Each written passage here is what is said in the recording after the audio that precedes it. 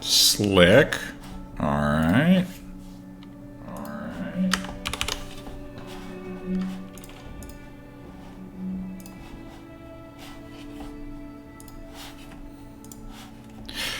Well, that's a good start. So let's throw that up in the M&M channel and do video live stream and post that. Killer.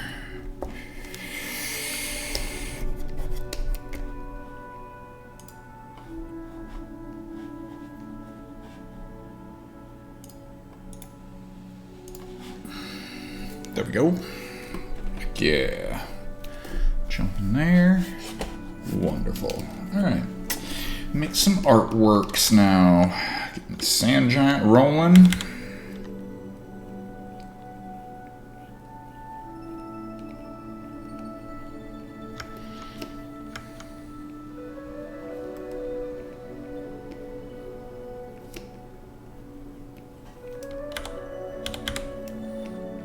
Hey, yeah, it's my first time doing my stream. It's been something I've been wanting to do. I've been doing some dual streams with Zukin, but I figured why not, you know, start up my own jam, right? So, you stream a lot before, but I kind of got burned out on a little bit, right? So right now we're making a big old sand giant. I got his beard turned off right now, so he's gonna look much more Sultan-esque when we get there, but, just getting in some cloth details right now for this guy. Turn that off, and let's see, what was the other part? I want the skirt off as well. There we go. And turn the hair back. Oop. Want the hat. Don't want the hair for now. Howdy, y'all.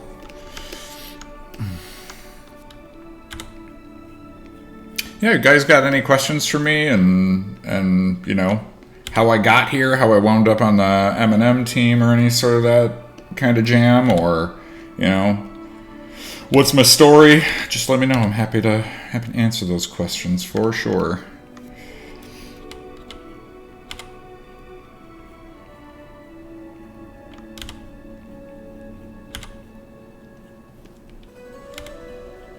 Also, let me know if anything's, like, sounding off or weird, right? Like, audio doesn't sound right, music too loud, that sort of thing, so. So how did I hear about the M&M project? Well, it kind of starts out with me having worked with Sean when he was over at King's Isle Entertainment. And he was on entirely different project, but I always thought he was a really cool dude, so I had talked to him a few times prior to that.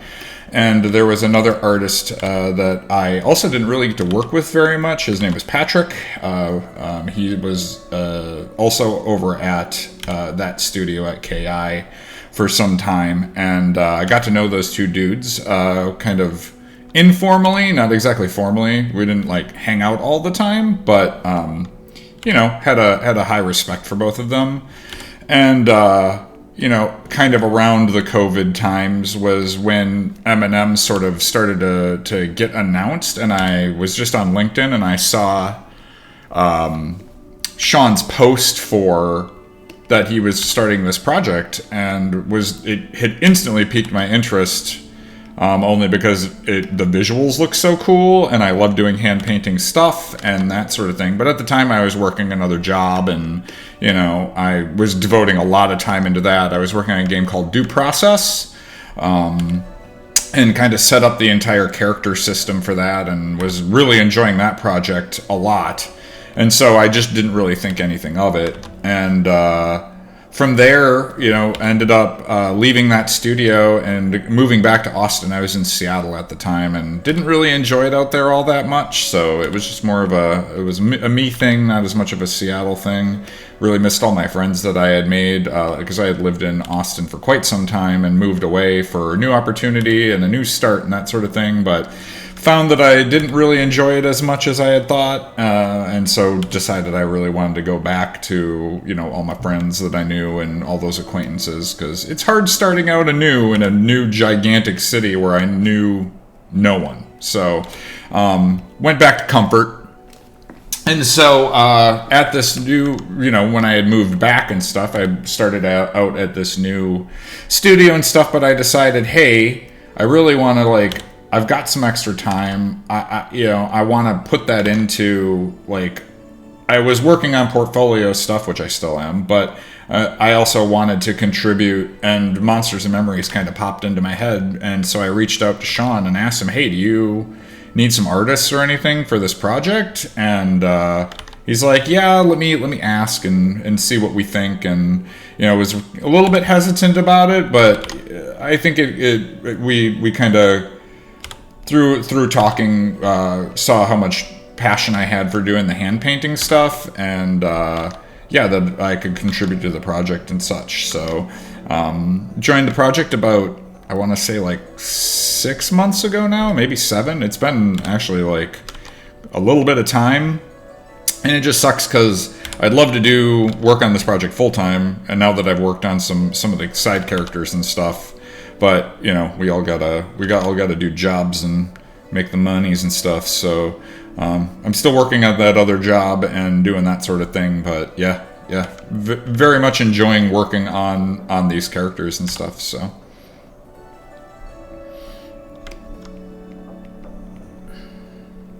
Yeah, I mean, I've been doing hand painting in games now for a long time now, pretty much most of my career, and I've been in the games industry about 20 years now.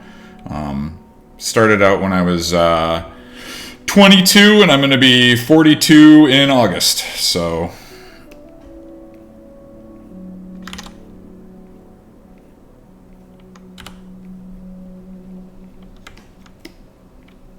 Oh, thanks, man. Yeah, I think he's coming along. I got the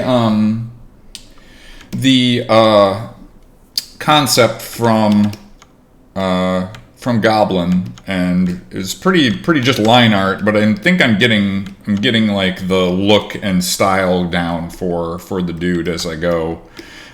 Still a lot of details I want to run through. I definitely, because he's a giant and you're going to be down at his feet, I want to put more time and effort into really getting this texture looking nice down here, and adding in scars and cuts and stuff, because obviously he'd be walking around and kicking the tar out of stuff. So definitely needs, this guy is so big that there's just a lot of detail to him that's needing to go through. And the other part is I'm trying to make him very modular, so if we wanted to have him without a hat and then just with hair, we can do that. Or if we want to turn off his mustache just to get more variety out of the characters, right? Then we, come on, give me my little eyedropper tool.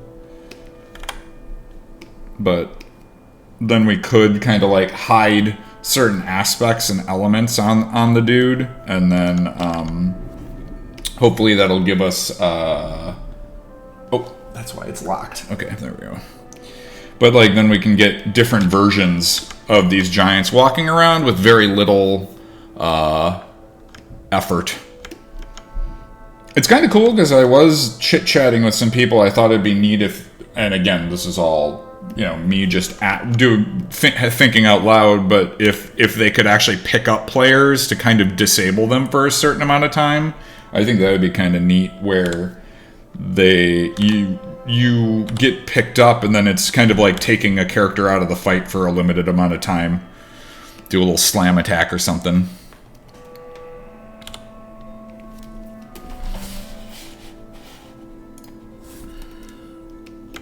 Yeah, thanks, Nick.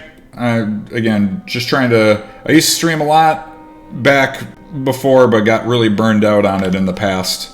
But I figured it's time to pick that back up again for fun.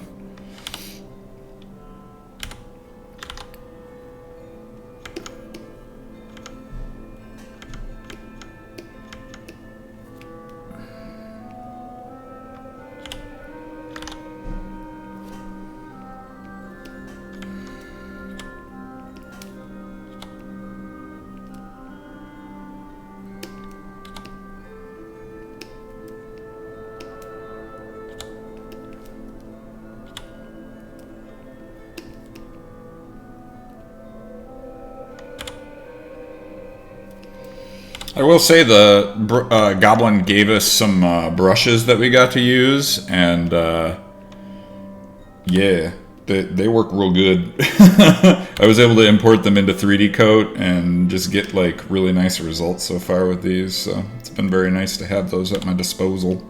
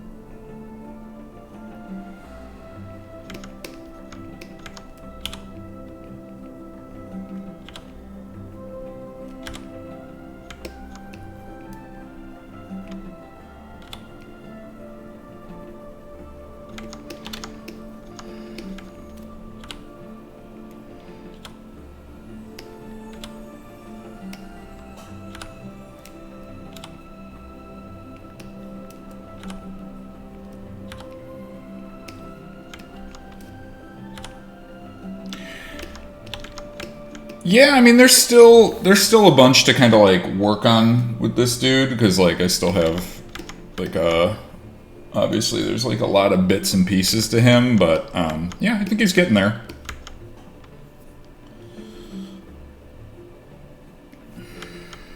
Still a lot of hair I need to paint, like back here on his neck and stuff, and top of his head and whatnot. So there's a lot of bits and pieces to this guy that as I go around him, it's kind of like there's a lot. It's felt like there's just been a never-ending like, oh, I gotta work on this piece next. Oh, yeah, I gotta work on this part next. So, but he's getting there. I think he's starting to look pretty good. That's kind of the weird part too, is as I do like his cloak and cape and shawl and all these bits, it's like, how bit and pieces can I like get him so that way we can have, again, different variants without having to do any legwork, where you can just be like, oh, I'm going to turn off this part and now it's a different guy. I can turn off this part and it'll be a different guy. And that'll give us a wide variety of characters without really having to do anything, as long as it's set up prior to getting it in game, right?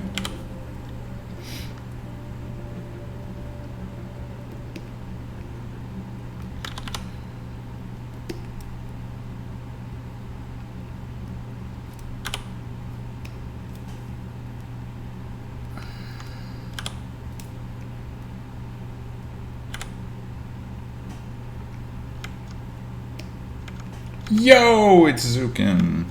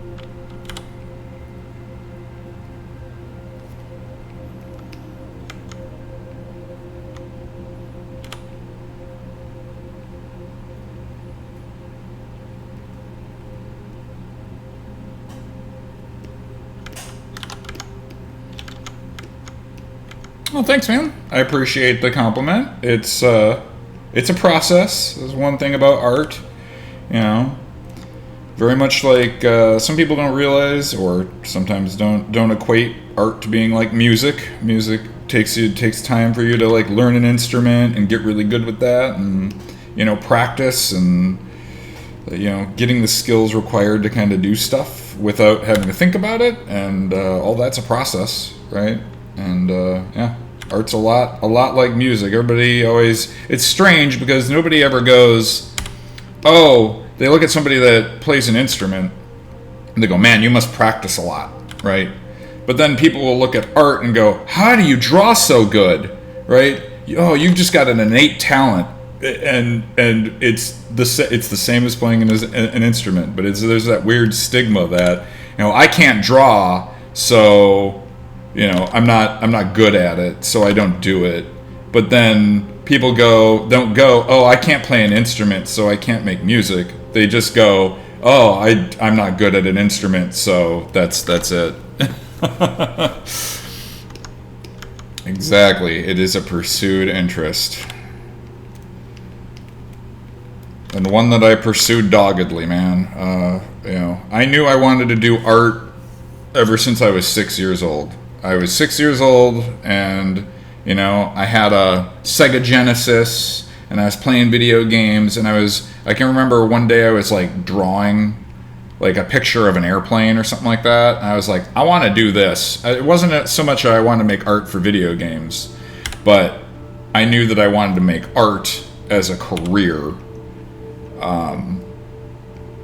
I always knew that I wanted to do that because I always liked drawing and painting more than anything else. So that was kind of one of my things that as I grew up, games kind of just fell into my lap because I was really into computers when I got, a little bit older in high school and stuff. And again, still took every art class I possibly could, every art elective, and really like practiced at it all the time. I loved to draw. It just was a good way for me to spend my time. I very much enjoyed that. So I knew that I wanted to make art. And as I got into college, or started to get looking towards college, right, it was kind of, I wanted to make art in a different way. And so as I kind of was like looking at different things that I could do for jobs, I kind of landed into like video game art. As I was looking at stuff, I'm like, that's art in like a new format, in a new way. And I always was like, that's what I want to do. It always been kind of like a dream that I wanted to follow, but I had the opportunity to do it, so I just doggedly chased after that, right? And this was a long time ago too, so at the time as well, like, you still had to go to college and take courses and stuff, and so I ended up going to an art school basically and got my bachelor's of arts. And then right out of school, I got a job in the games industry working at a studio called Rainbow Studios. And at the time, I was living in Phoenix, Arizona, because that was the only place that had an art school course for game art and design. So I went after that. And yeah, I've never gotten out of the industry. I've always been working in the industry somewhere in some way, and that's kind of for the last 20 years now. It's been just working in the video games industry, which has been pretty cool.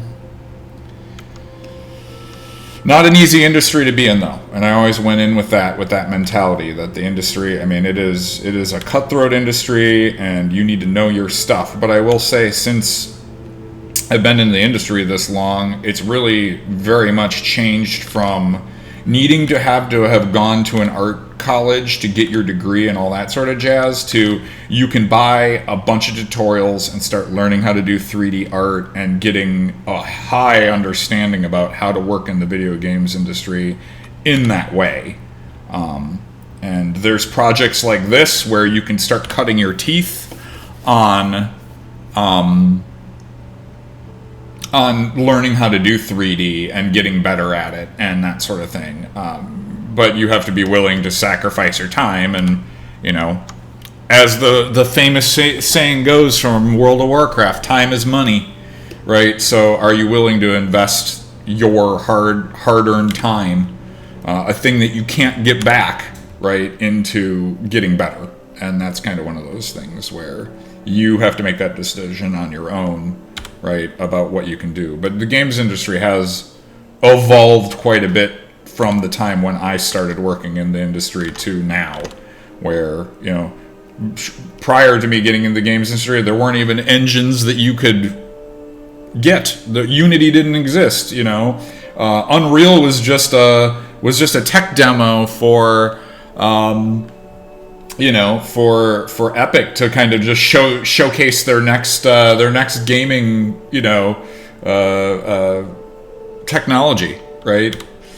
So it's been quite a wild ride so far.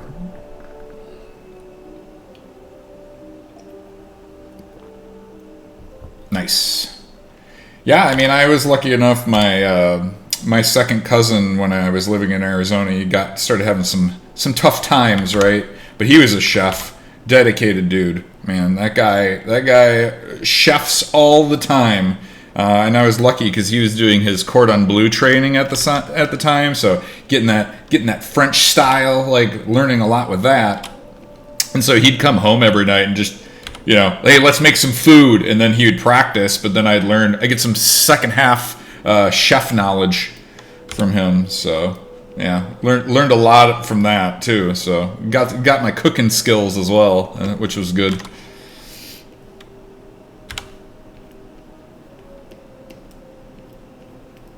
But same thing, man. Cooking is the same thing. How are you such a good cook? You practice at it. Nobody's just a good cook right off the start.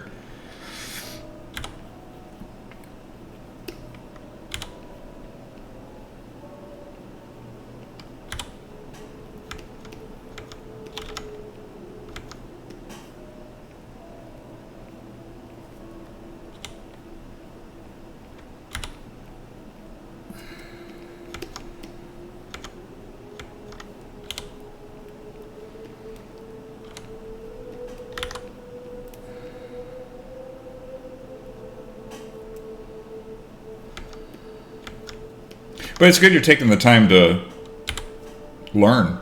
You know, that's a big part of it. That's a big step. You know, just getting the urge to just do extra, right, with your time. Even if you're burned out, even if you're feeling like garbage, right, jumping in there and just kind of doing some extra work. You know, again, you're spending that hard-earned time, that free time to do something to learn with it's a big step. A lot of people don't do that. They're just like, I'm going to be a lazy lump and sit around and not do nothing. And, you know, watch TV all day or, you know, not do anything. But learn new skills, man. It's awesome.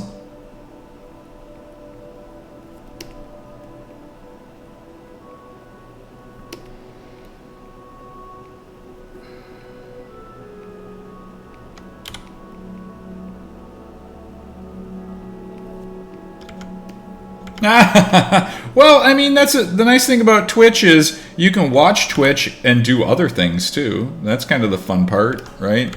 Like, hell, you can just have me on the background doing nothing, you know.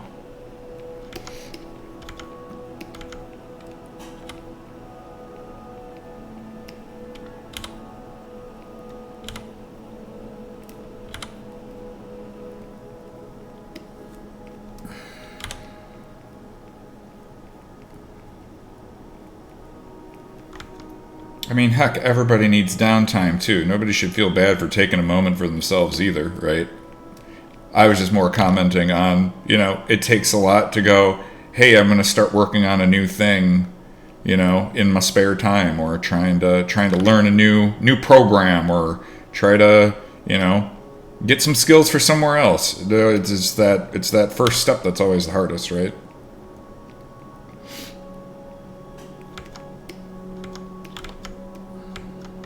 Oh, nice. Yeah, check them out for sure.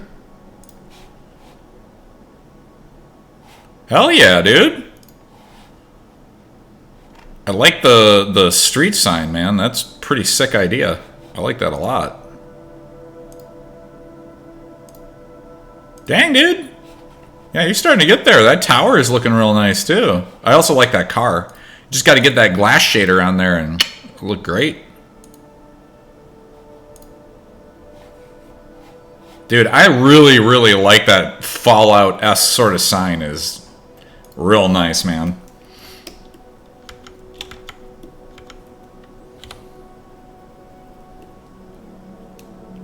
Thanks, yeah. The Giants coming along. Definitely.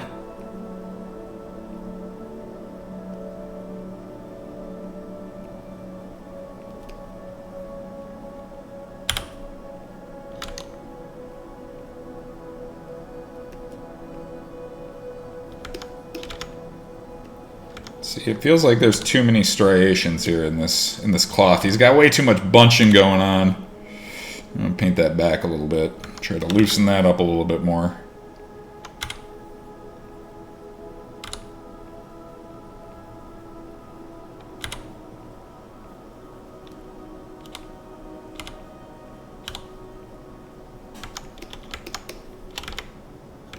Better.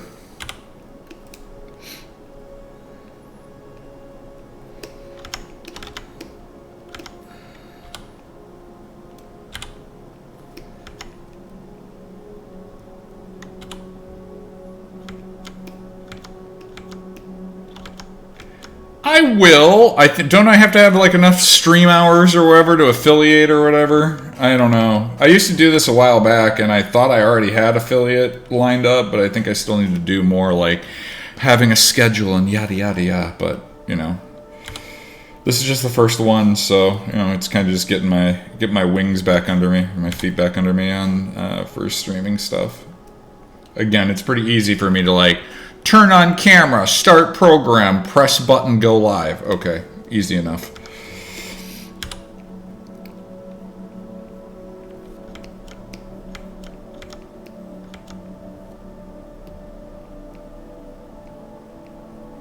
Yeah, I might still have to set stuff up anyway, so no rush on that. Like I said, this is kind of just the first roll out here, so.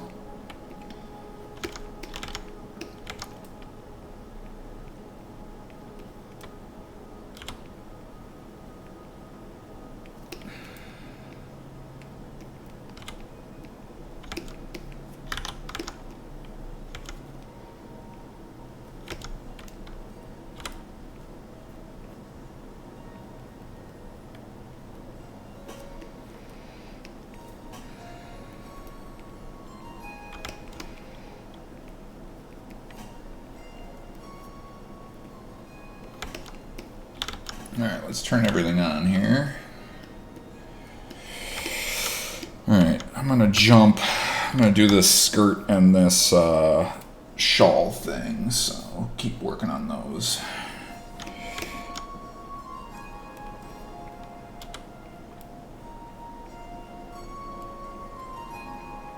One thing about working on these super high resolution textures, I mean, these are like 2048s by 2048s. It's like, whew, there's a lot of detail you can paint on these suckers. Like, I can start getting into like striations of cloth and stuff, and that starts getting real funky.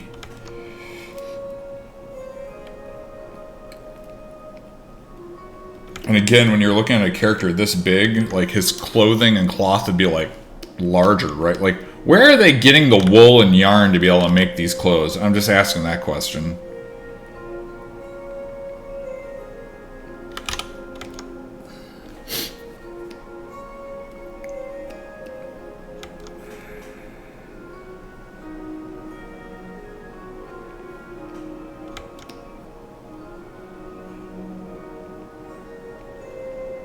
They've got like an ogre cobbler or something like that, right? To be able to make this stuff.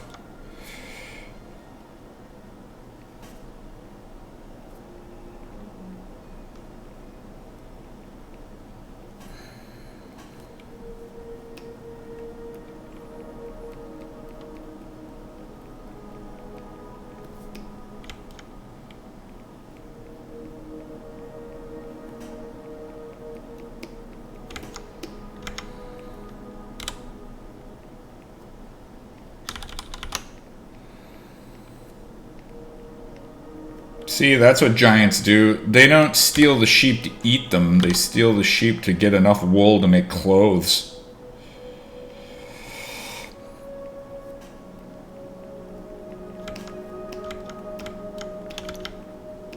Oh, thanks.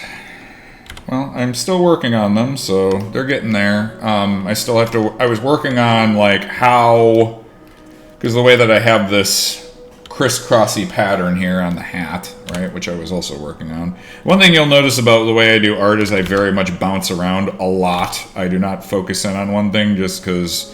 Maybe it's because I get bored on something, or it just keeps my mind kind of fresh from not having to think about stuff too hard, or focusing in or zoning in on a thing too hard where I start spinning wheels. But yeah, a big part of this too is just like I was trying to figure out the pattern and how this actually like wraps on the top. It's getting a little messy here, but I'll see if I can clean it up a little bit more as I go.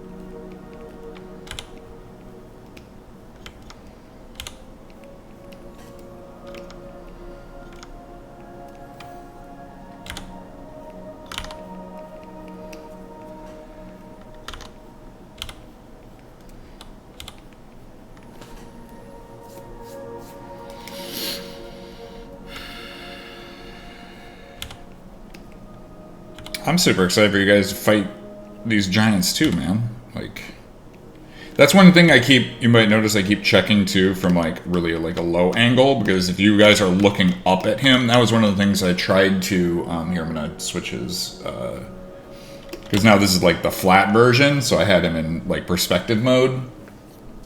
But if like I turn all this stuff and have him turned on, the one thing I did, if you look at his eyes, they kind of look down a little bit, so you can see that they kind of have like a low. So if he's like bent forward slightly looking down, it looks like he's looking down towards you, right? So that way when you're standing down here, you know, his beard might shift down slightly and you can see him peering down at you. I thought that would be something I'm paying attention to when I'm making this guy, to kind of make it feel like he has that downward look towards whatever he's fighting or whatever. Let's jump over this skin for a little bit. No, I want to stay on the cloth. All right. Boop.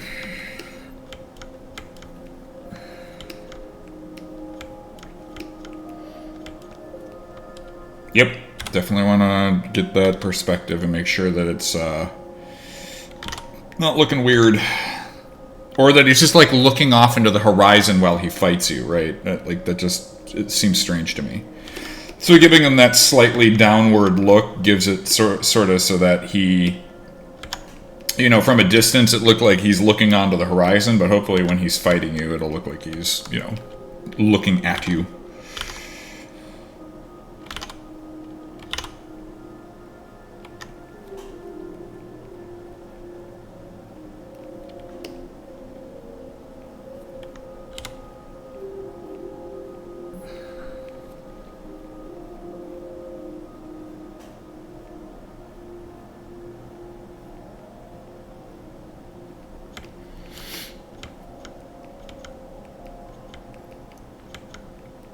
Yeah, we got like 2 or 3 people working on models.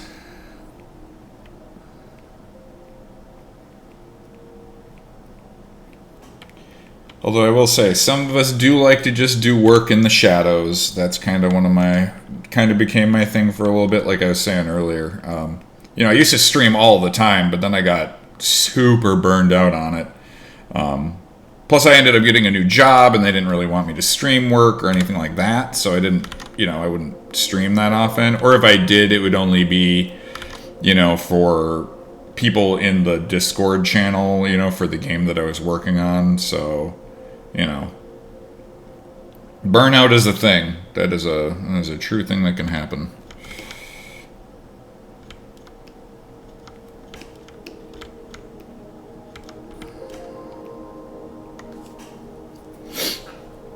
Well, that's what I was talking about earlier. Drawing is just about learning. It's taking the time to at first it'll be you're taking your time to learn how to draw, and you will fail, right? That's just part of it. And then you'll be drawing and it won't be very good. But then you'll be drawing and other people will go, wow, that looks great. And you'll be like, it doesn't look that great. I can do better. And then eventually you'll be drawing and go, oh, wow, that looks great. I like it. And once you can say that, once you can look at a piece that you've made and go, I like that, you're kind of set. You're on your way. But it's a long road to get there, right? It's not like an instantaneous thing. And there will be pieces that you really like, and there will be pieces that you're like, man, that just did not turn out exactly the way I wanted, and, in 5 months I could probably do that better. And that's a fact. Or a few years later, you look at a piece and you go, ugh, what was I thinking? That looks terrible. But at the time, you thought it was great. And that's truth.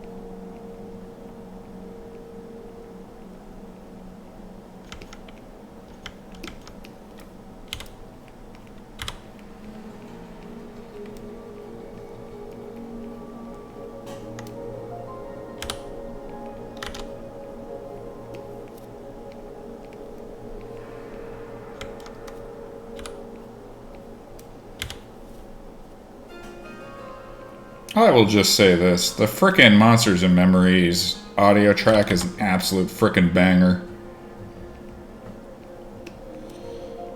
Legit.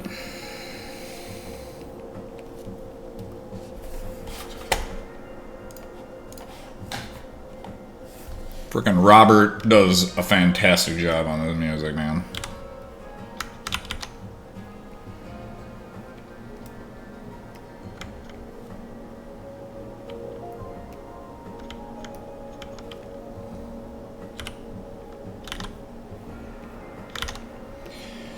Well, and that's kind of one of the things where I'm kind of glad, and I might adopt this as a policy, is like character races and stuff that we get, like that players will get to play. I don't want to show that until they get into the game, kind of thing. Or there might be some bosses or something that like I might just decide not to stream when I'm working on those, because I want the players to be surprised by that stuff, right? And I think people would understand that.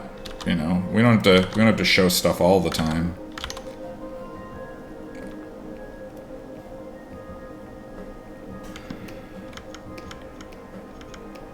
Oh, for sure. I think that's one of those things where it makes it really hard because, here I'm working on Sand Giant. Okay, well, that's everybody knows what that is now. They get to see it. But, there's something about getting to see the process at work.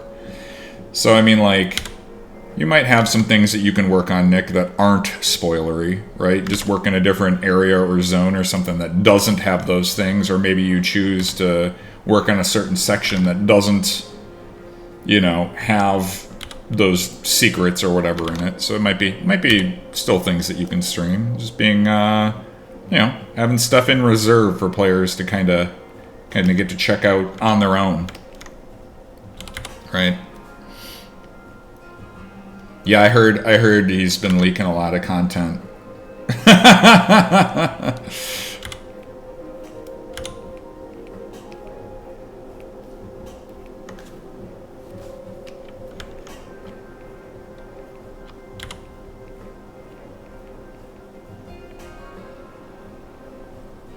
Yeah, you gotta watch that guy.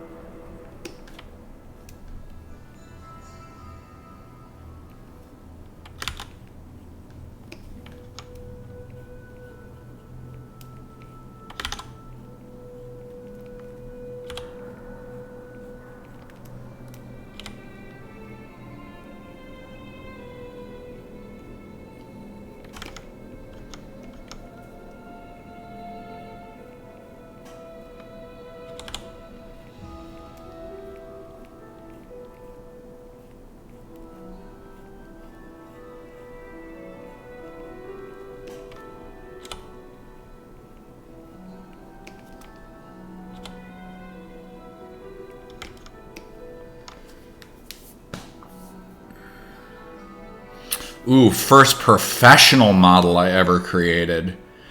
I know exactly what model was. When I first got started at Rainbow Studios, I got put on. I got put on a project that was supposed to be coming out in like the next 6 months. So they basically they're like, hey, here's this project that's doing crunch, and you're gonna have to like learn all the systems and everything, and nobody has time for you. And so they chucked me onto, it was MX versus ATV Unleashed. And they still had like a bunch of objects and stuff that they needed to get made. And so I started working with the art lead at the time. And my producer, Paul Reinfelder. I mean, he was a really cool dude, so like most patient, understanding guy ever. He's like, hey, I know they just threw you into the fire, so we're just going to throw you some objects here and have you work on those, and like don't stress too hard, but you only have like 6 months to get some of this work done, so be quick. But like really cool dude. My first object I ever made was have you ever seen one of those like large-esque sort of generators that they normally like tow behind vehicles and stuff for portable lighting? That's what I made. Was like I had to make the generator and make the wheels and stuff for it, and I had to make the light poles and add all the lights to it, and then like texture all that out. And that was my first professional model that I ever created for a game was a portable generator, or a toad generator. Yeah, it was. They were pretty impressed too, because like the one thing that you didn't really learn was like, you know, you learned like 3D Studio Max and you learned like Photoshop and you learned all this stuff. You know what I didn't have a course on? How to use Outlook, how to use their data management file system. We never even used one of those. I had to learn Alien Brain was what it was, the original ones that I learned. So yeah, that was, I didn't know any of those programs, right? So it was just like all learning that sort of stuff. But I mean, you also, working in the video games industry is very much a try to learn programs and you know, add-ons and, you know, all this stuff very, very quickly. Like that's a big thing, is being very adaptable and amenable to changing techniques, changing, you know, programs, you know, learning new stuff constantly, and then applying that into not only your workflow, but your understanding about how to work on the project and stuff. And so, you know, being flexible is a big thing in working in the games industry, because you're not just going to do one thing one way the entire time. You're going to be learning constantly along the way, not only programs and stuff. Like that studio in particular was 3D Studio Max, right?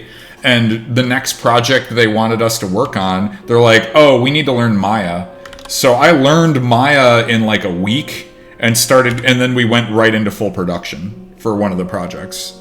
And I was working in Maya then, you know, so a big part of it was just, again, being very flexible in how you pick up new information, start using new programs, that sort of stuff.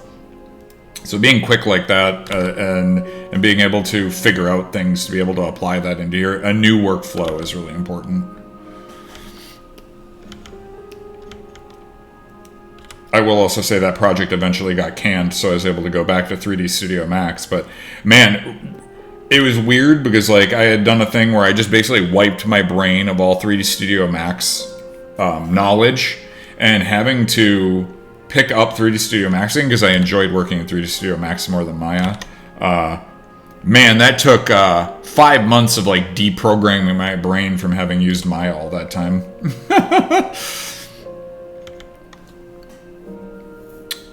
For modeling, I mean, it's weird because I know a lot of animators that use 3D Studio Max to animate, and they're like, it's a great animation tool. It just gets a bad rap.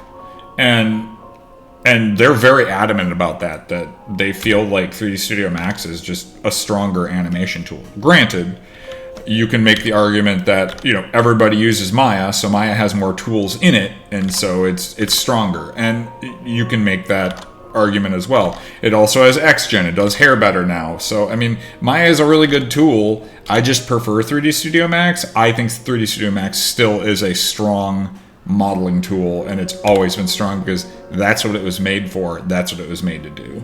So, you know, I think other programs have caught up definitely to that. So there's arguments to be made on both sides of that coin, but I think we're getting to the point in the industry where, and I wish I could figure out why I can't export things though from, we need to figure out what the pipeline is for me to be able to export like animated stuff, because I exhausted all my understanding and abilities about rigging and animating, which is not very much. But I couldn't get it to work. So I was having really a hard time trying to get stuff updated with rigs on them. And I don't know if it's a Blender thing. I don't know if it's a Max thing. I don't know if it's a My Settings thing. I don't know if it's a Unity thing, but it could be any one of those things or combination. So it's been a little bit taxing on me because like every trick that I could think of to get it to work didn't pan out. So additionally, ultimately, it might mean that I have to start learning Blender, because that's what a lot of our animators are using is Blender. So I might have to just learn that tool to try to get stuff cleaned up in there. But yeah, I prefer using 3D Studio Max because I know it's inside and out, backwards and forwards. If you ask me a modeling question or anything for 3D Studio Max, I pretty much could either find you an answer or give you an answer. And it's hard for me to say that about like Maya or, you know, Blender or any. I don't have answers there. I have more questions than I have answers, and that's normally not a good thing, right? Especially if you're trying to teach people stuff. But it is all about learning, being flexible.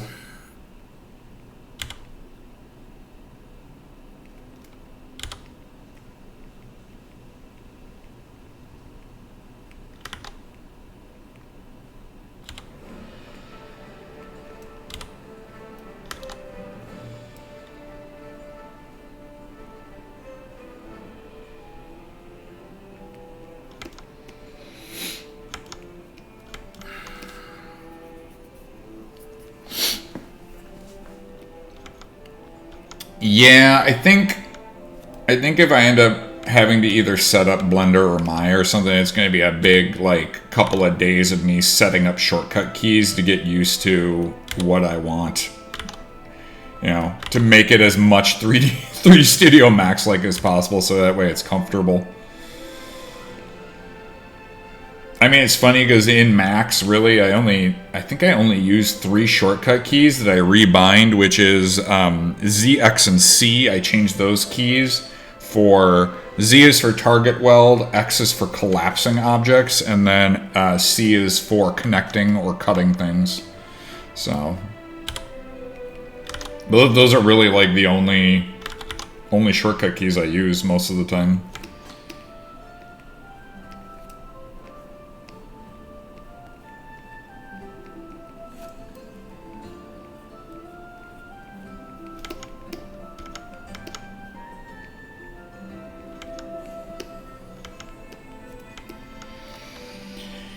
Yeah, it is. It's hard to... Well, that's kind of where I was talking about, where I was working in 3D Studio Max. I've been working in 3D Studio Max for years, right? Like five or 6 years at that time.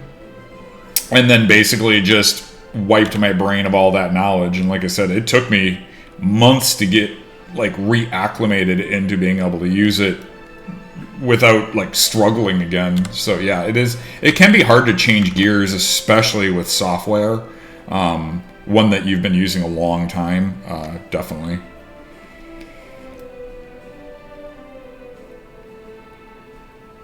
Also, maybe me just literally wiping my brain of all Max knowledge wasn't the smartest way to go about it, but you know, at the time it was like, learn this in a week and then we're going into production. It was like, okay. Erase brain, start over.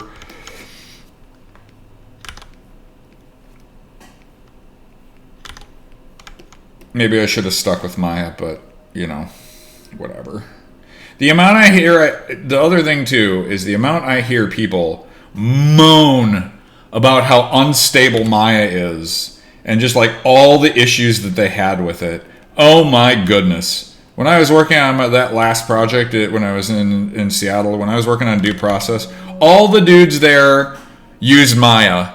And all I listened to continuously was people moaning about Maya crashed again, or Maya can't do this, or Maya this and Maya that. And here I'm just working 3D Studio Max, modeling and unwrapping and rigging, you know, like doing all that sort of stuff. No problems, right? I was just like, man, it made me happy that I was working in Max at that time, because it was just a constant bitch fest about Maya. It was very fun.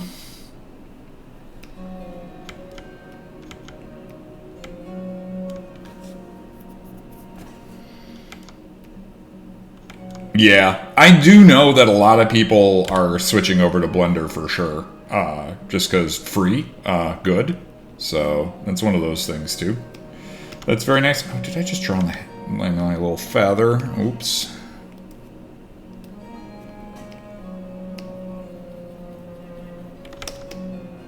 Yeah, I'm actually gonna hide that. Be gone, feather. But see, I mean, this character is going to have a lot of flexibility, I think, in it with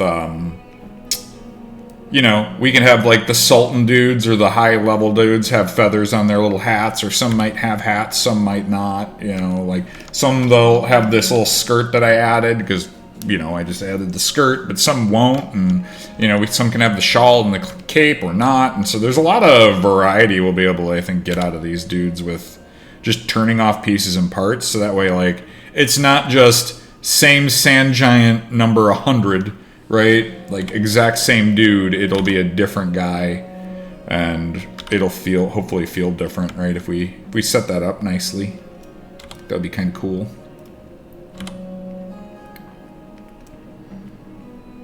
And I don't think that'll take much work for us to get those set up either, which will be good.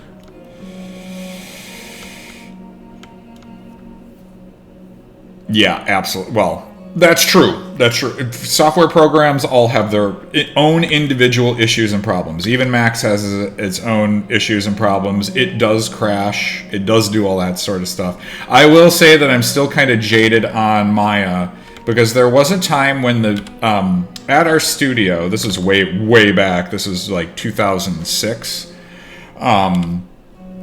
right, we had the guys, because we were switching over to Maya, and so we had the guys, like some of the software dudes from Maya come into our studio, and they're giving us a presentation on Maya.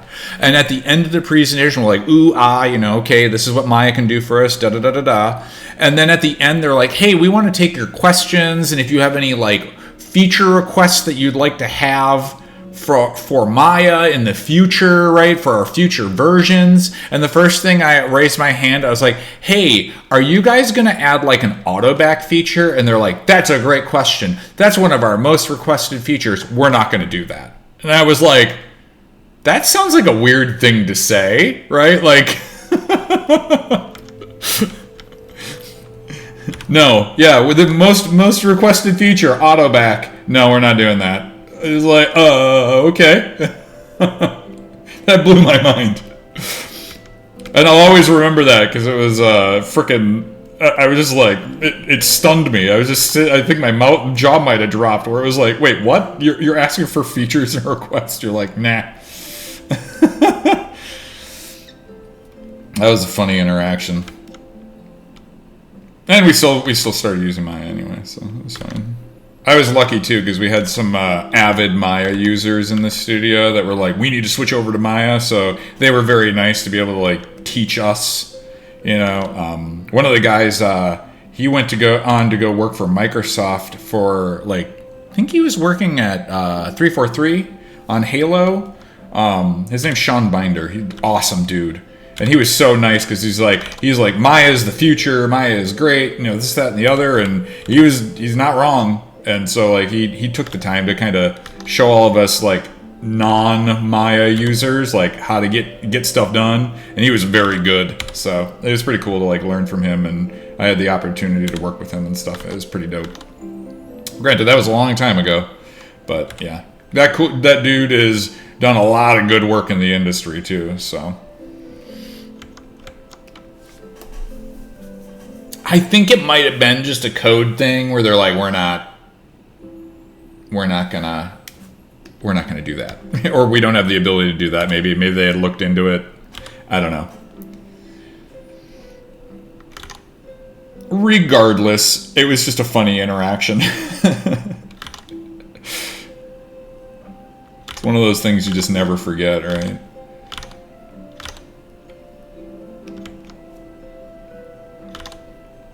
Love your idea, love your energy, love everything about it. We aren't gonna do it. Not listening.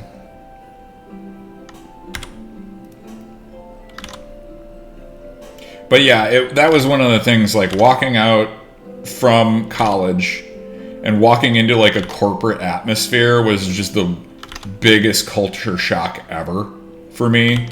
Like, because like I said, I didn't know how to use Outlook frickin' Outlook Express or whatever, Outlook Explorer or whatever. I was like, I don't know what the hell I'm doing with this. I literally sat there for like 20 minutes like, how do I use this program? Like, what is happening with this? Office tools, of course. I also have a really good story too when I was there. you know, we were working. This is around the time when we started working on a game called Deadly Creatures, and we like the Rainbow is part of THQ, and THQ is kind of like its own, like we did a lot of like third part. We had our first party stuff with the MX versus ATV and that sort of stuff, but we also did like licensed games, and I got to work on the Cars movie video game, like the original, and that was really cool. And I worked on the second one too, the sequel, but those were all like licensed games. And THQ was starting to really make a push for, we want to make our own individual games, right? We want to make our own IP. We don't want to keep licensing stuff, right? And this was right around with the time when they like started doing that, and then we just had the gigantic crash. That was like 2008, 2007, 2008, right around the time of the recession, right? And then, but they had THQ was like, yeah, third largest publisher. We're going to go start make our own IPs. They ended up making Homefront and all this sort of stuff. But so we were working on this game called Deadly Creatures, which is a crazy game in and itself, just on the idea of it's like it was pitched as like God of War with like bugs, and so you got to play as like a scorpion or a spider or whatever, and it was all these God of War moves. It was so weird. It was for the Wii, I think they ended up coming out for that, so you had these controllers too, which was kind of crazy. And yeah, around that time, just getting back to like working in corporate, right? So one of the things that this office did, which I always was just like, okay, this is kind of silly, and I didn't really care for like the longest time, was they would a bunch of the dudes at the studio bought like little electric Shriner motorcycles, and they would ride them around the office. So it's like, hey, we're gonna go like hang out with what's his face, and they'd hop on their little Shriner electric bikes and then drive them around like the office space, because we had a big office floor, like it was gigantic. And so like there were just roving biker gangs of people on these electric motorcycles, basically these tiny motorcycles. And finally one day I was like, you know what, I'm gonna take one of these out, and I was just like, hey, can I borrow your bike? I'm gonna go drive it, right? And so I'm like whipping around the office and stuff, and I come around like flying around this corner and just kind of lose control a little bit and like hit the corner and just kind of like fall off the bike and stuff. And I like look over to my left, and it must have been 30 people, maybe 40 people in business suits. Like all of the investors for THQ showed up that day. I didn't even know that was happening. And I stand up, like holding this little bike between my legs, and I like just turn around and I walk away, like holding this little bike. And I'm just like, oh my God, I think I'm fired. Oh my God, what have I done? It's just like the most embarrassing thing. Like, what are we paying you people for? Who are these yahoos, right? It was just like, oh God, what have I done? Kind of thing. I didn't get yelled at or anything, but it was just more of just the looks on all these people, like these investors' faces, right? This little, 24-year-old kid was whipping around his little electric bike in the office, right? You're just like, oh God, how embarrassing. It was hilarious. I mean, like, I look back at now, it's just like, again, those random things, just how stupid. Yeah, but they were like, man, I wish we could be riding these little electric bikes around the office. I don't know if those ever got, like, canned or anything like that, but just a whole different culture, right? Like, all these people in these business suits, right? Just getting a tour of this studio. And, I mean, honestly, I will say, working at Rainbow Studios, if you've ever watched the movie Grandma's Boy, when they're, like, in that office and stuff, literally it was like that. That's the only studio I've ever worked in that was literally, I watched that movie every time, like, oh, I miss working at Rainbow Studios. Like, I do. I love that, like, that being my first job and stuff, and being the first time I've ever worked in that, it was just, like, all these little things that happen there that just, like, I've worked in other studios, like, that stuff it was just a rambunctious group of people that loved making games, and, I did enjoy my time there, for sure.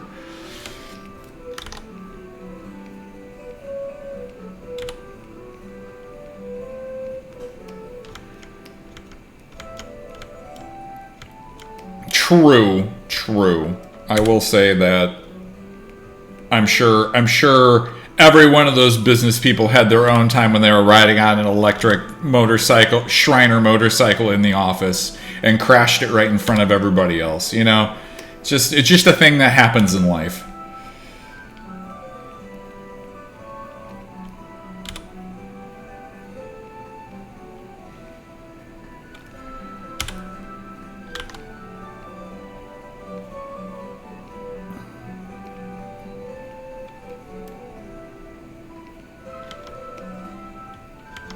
I'm waiting for somebody like when I tell one of these stories, to go, oh yeah, I was one of the people that was there.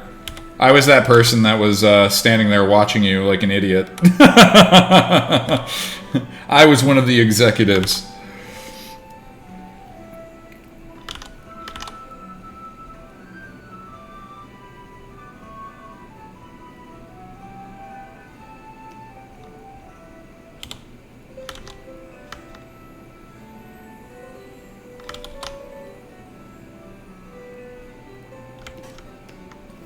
Oh, by the way, I had a crazy dream like a couple weeks back of how the twist is that it created I'd always wondered in D&D how does a bag of holding get created? And when I woke up from this dream, I was like, oh my god, that's the best idea I've ever heard of how a bag of holding gets made. And I never would have thought of this idea ever, like in life. Of how you would make this like object that has its own dimension and space, and just like, you know, it's ultimately powerful because you can literally put anything in there, right? And it has almost unlimited amounts of space, right, in this pocket dimension. And so the idea is that you know, the dream kind of starts out where like I was like pretty strong mage, right? I got all these spells and stuff. I could fight with a sword too a little bit, but I digress. But I ended up making like this island of like, it was all the different elements. So like the bridge was made of lava, and like, you know, the castle was stone, and then there was like this waterfall that came, you know, it's like I created all this stuff. And there was like this druid that I was trying to impress, and so we were like walking through this garden of just all these different elements and stuff. And I must have had like this magical object or something. And we were walking up the stairs. By the way, I have super crazy vivid dreams. So, you know, artist, that happens. And so we're walking up the stairs of the castle. And like at the top of the stairs, there's this robed figure. Like just dark robed figure, right? And he's like, give me the artifact or some shit like that. I can't remember exactly the words that he said. But, and then we're like, hell no, that ain't gonna happen. And so like this wizard battle starts taking place. There's spells flying all over the place, and the druid starts making like, you know, those pillars you can make in D&D where it's like so we start running up these pillars and we're like firing spells off, and she like pulls part of the ground out, and we're like riding on this like rock that's like floating as we're like firing spells. And eventually the dude like shape shifts into this like crazy, it was like almost like an octopus in the sky, but like all of its tentacles that it had were like spiky and sharp, and like it like dashed really really far away. And we're like, you know, the only reason why he changed to that more powerful ability is because we were able to hit him with like all of the elements at the same time. So like I cast like fireball and lightning bolt simultaneously, and she cast like water and like earth magic simultaneously, and all of the magic hit him simultaneously, and then that's when he changed into this monster, right? Crazy. And suddenly like the perspective went like really really long as he like dashed away, and then all of his tentacles like wrapped out and grabbed me. And I'm grabbing like this druid's hand, and we get drug into like this dimension, right? We get pulled into another dimension, and like we're just floating in black space, and then there's all these white spheres in this space, right? And it was basically like we got pulled into like a weird pocket dimension, but I think all those like white spheres were either other dimensions or like black holes or white holes or something like that. I don't know. But then all of a sudden there's this hand, there's a voice that like rings out and goes, well, if you're powerful enough to be a universe, right? Well, then you can just be a bag of holding. And so, like, all of a sudden there's this hand that, like, grabs me by the shoulder and rips me out of this bag, basically. And that one of our other adventuring party had converted this monster, this all-powerful being that basically became a universe into a bag of holding. And that's how the bag of holding got made. And I was like, that's when I woke up. I was like, what was this dream? It was incredible.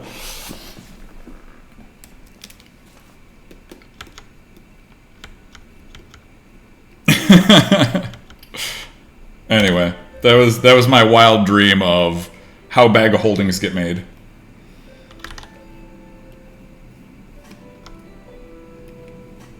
And again, the voice from outside too is just so weird because it was one that I thought I had heard before, you know? But yeah, it was kind of weird. And then yeah, he got converted into a bag of holding, this all-powerful monster that we were fighting and all that sort of jazz. And it was kind of like, if you think about it a little bit, it's kind of like the Aladdin storyline, you know? Infinite cosmic power, itty-bitty living space kind of thing, if you really think about it. So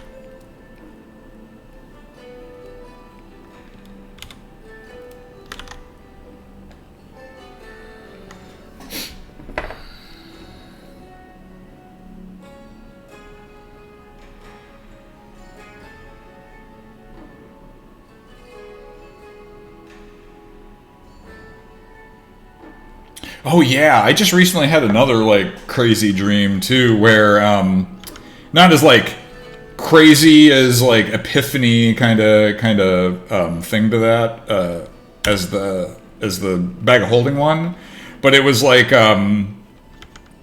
it's kind of like the like Lost Boys, you know, kind of like from Alice in One, or no, sorry, from Peter Pan storyline, where it was like all these kids, like, you know, I was even one of them, like we were like living on this shoreline and there was like all this like technology and stuff, and the world was inhabited by like really scary monsters. And the way that the rules of this universe worked was if you got really scared, it drew monsters to you. So like the whole thing was like to not get frightened by stuff. And the other side of this thing was like there was a race of machines that would like walk around and just kill everything. So like it was really scary to like go near the machines too, but those would draw monsters to you kind of thing. But the machines would kill the monsters.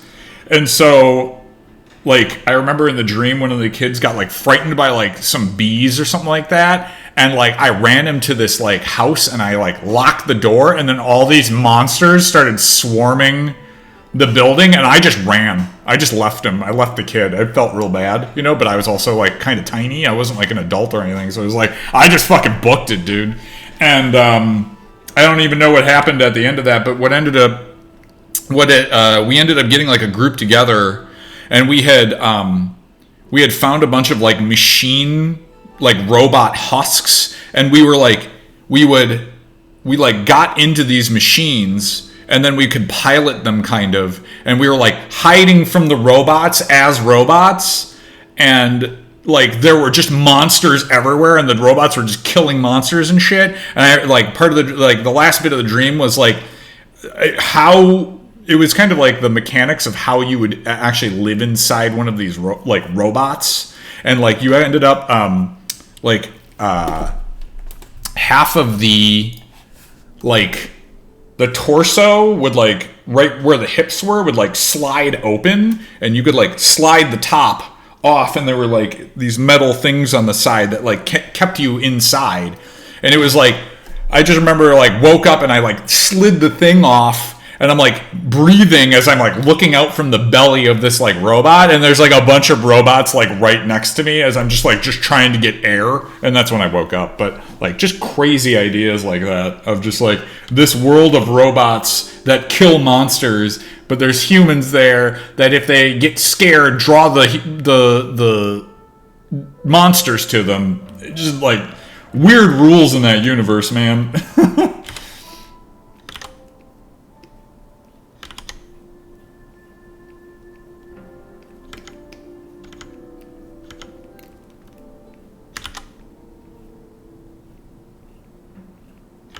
Also, I will say the monsters in that universe were nightmare fuel. Which I sat down and drew a couple of them because they were scary.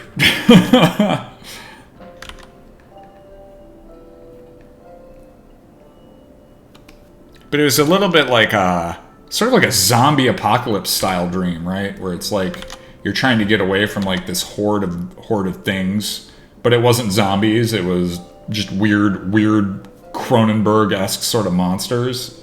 So, and the part of having to go to a place that's even more dangerous to be able to get away from the dangerous stuff was kind of an interesting take on the story, right? Because they're like, oh, we gotta go hide amongst the robots and not get killed by those, but we're hiding from the monsters because the robots kill the monsters. Kind of weird.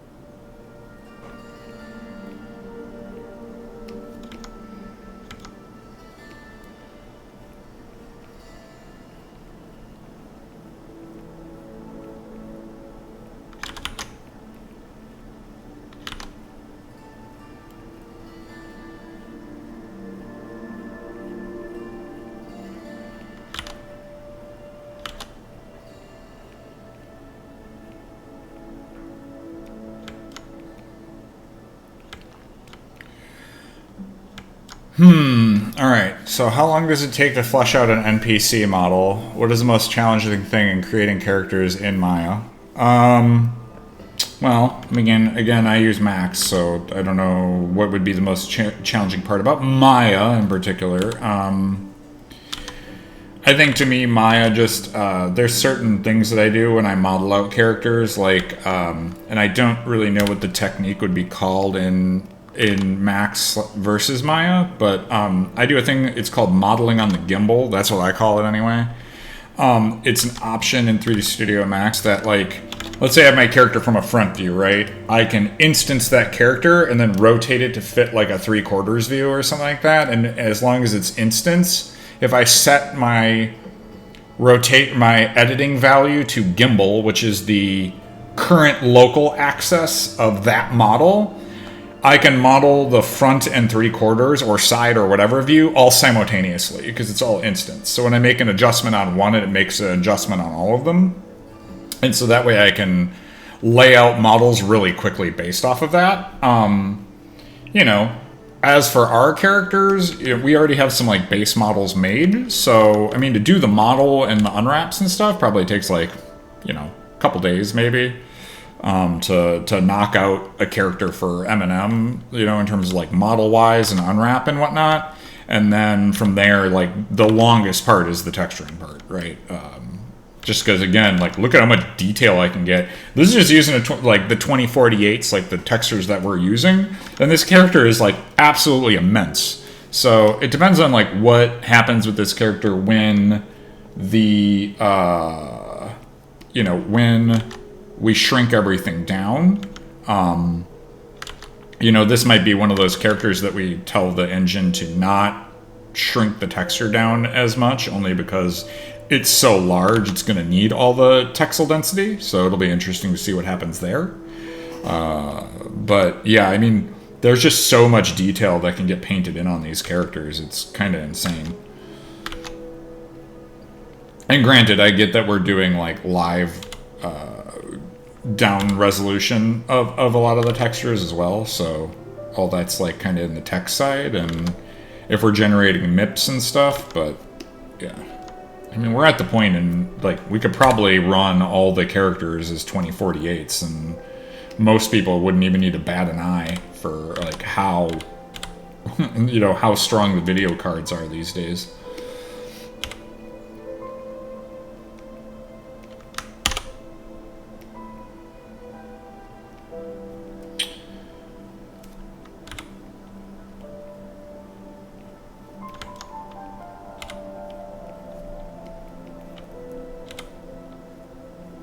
But yeah, I'd say the most challenging thing for doing models and stuff is just trying to hit the look, right? For comparatively to the concept. This character in particular, this giant, he didn't really have.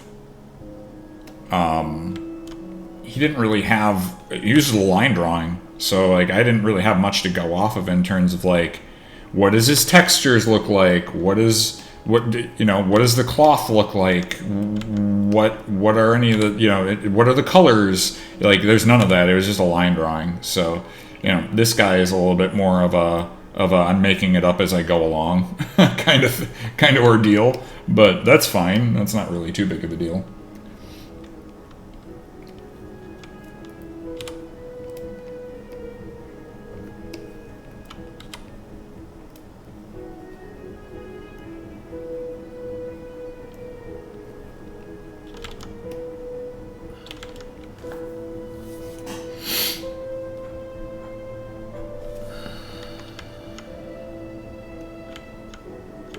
Oh yeah. I mean, like, that's one of the things with pixelization. Like, textile density is very, very important. So like the size and scale of things matters like a lot in terms of like if the characters will look good or not.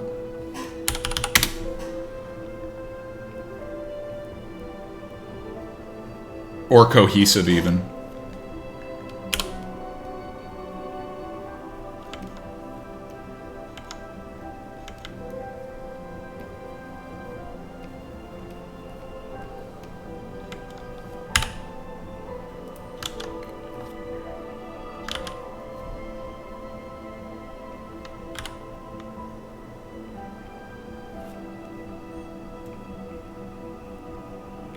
Well, he does have one of those.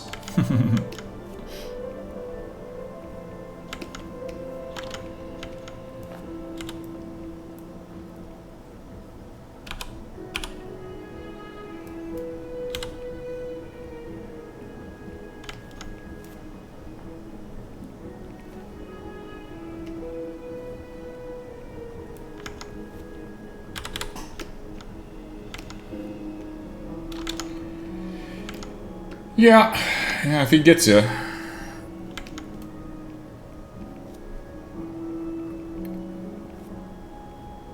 I mean, these things were a menace before, so I could only imagine.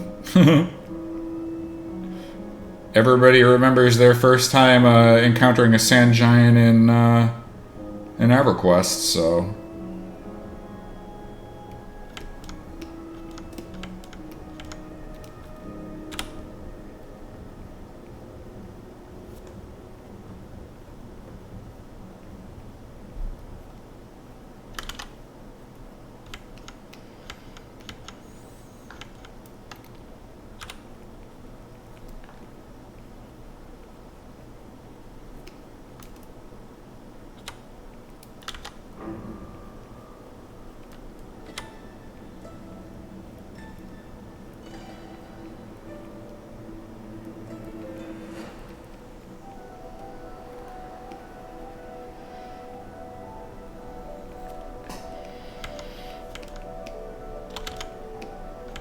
Yeah, me too. I hope that these characters will have like a lot of runway to be able to like do different stuff with them. I think that'd be kind of neat.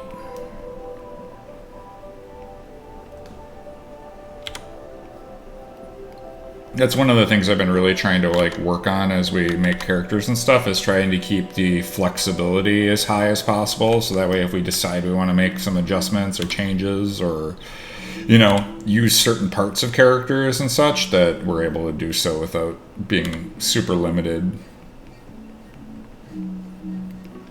Like, one of the things I do a lot with my characters is I make it so that, like, if you wanted to, like, change their eyes and stuff and whatnot, like, all these are all separate layers, or, like, change his mouth. They're all kind of, like, I painted the skin, but I didn't really, like, paint too much of the detail in there. So if we wanted to, like, make alternate versions, it's really easy to just, like, paint around and stuff and be able to, like, it's not all baked on one layer, and you don't, you know, we're pigeonholed into only one thing, and so that gives us flexibility with being able to do different stuff.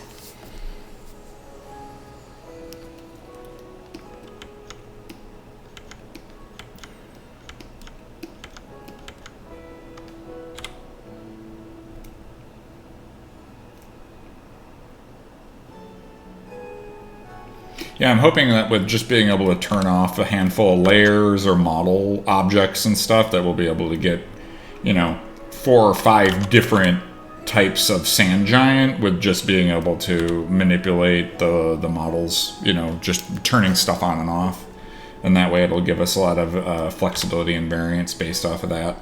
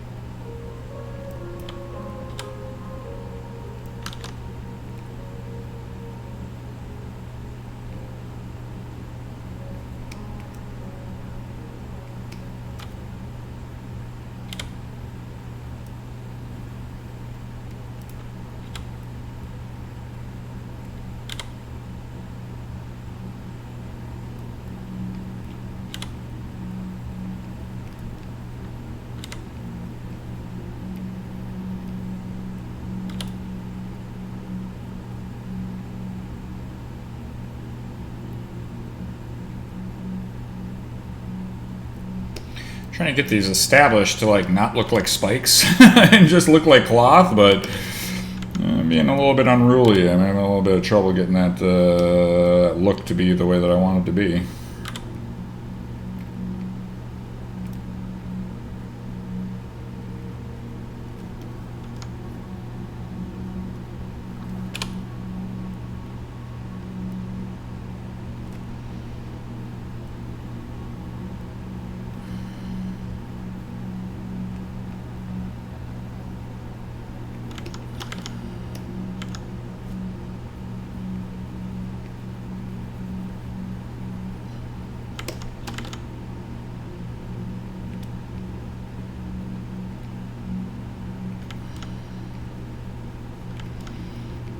Might be because these spikes are all a little bit too uniform. I need to give a little bit more variance here.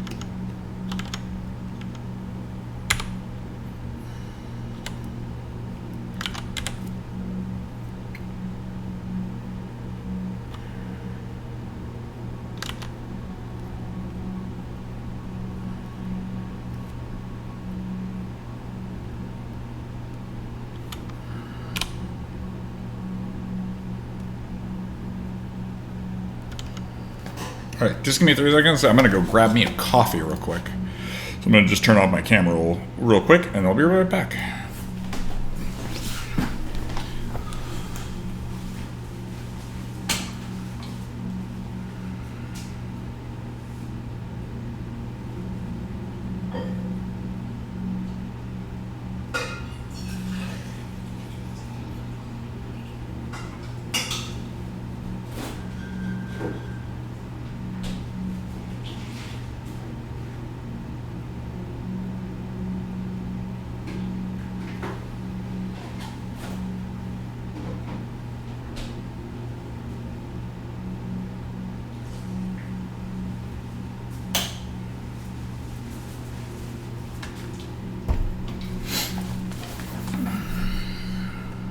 All right, coffee. Back to it. Yeah, a little afternoon coffee. I don't know. I think throughout my career and life, I've had enough caffeine that it's blown out all the receptors that caffeine can actually do for me. So I can drink coffee pretty much all day long and have no issues. So.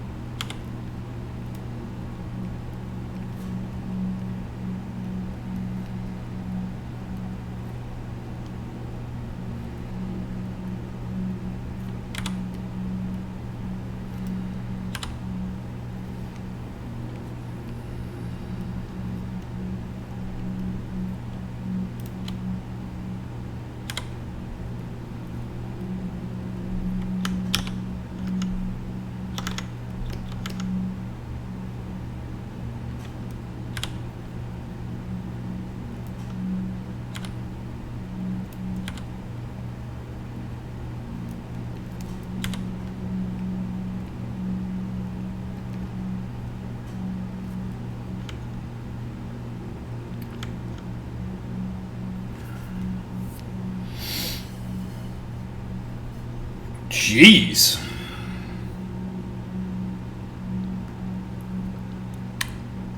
I mean, I'm not gonna lie, I can run through a 64-ounce thing of coffee pretty quickly, but 32 cups, a lot of cups.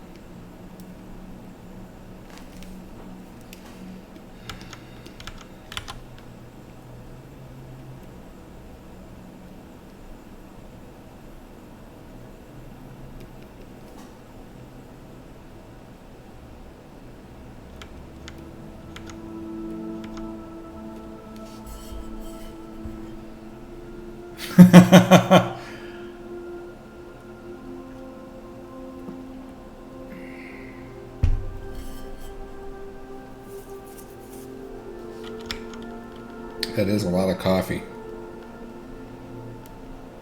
Indeed.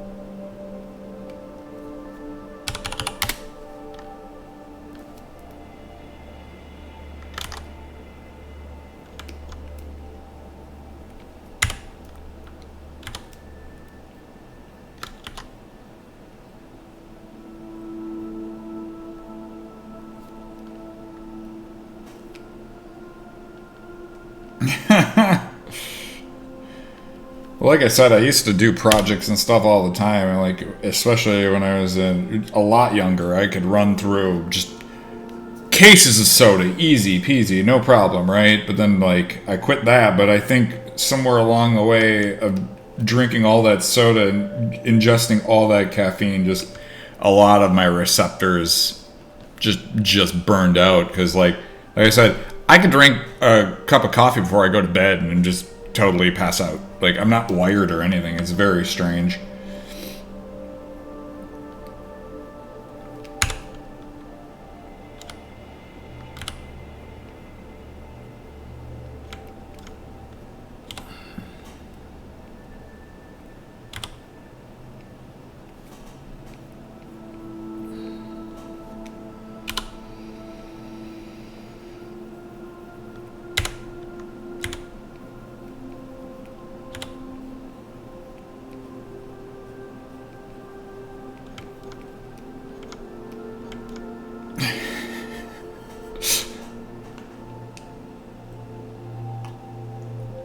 Nice.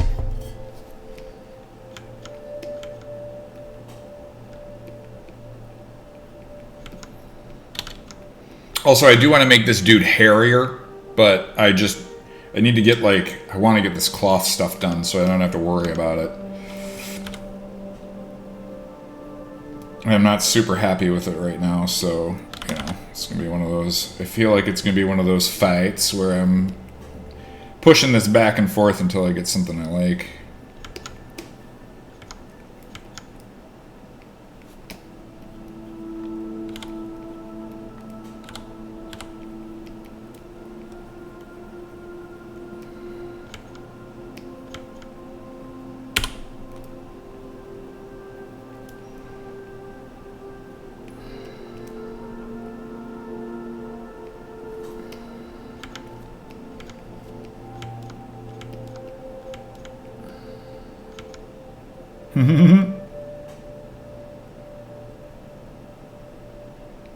Hey, Zukin, I'll trade you. I'll do the wolf if you want to do this guy.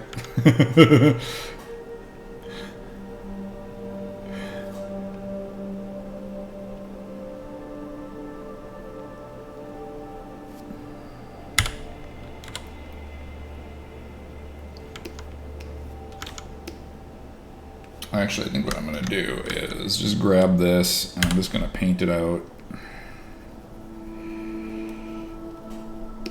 just start over, get a good base here, and then I can kind of build it up from there.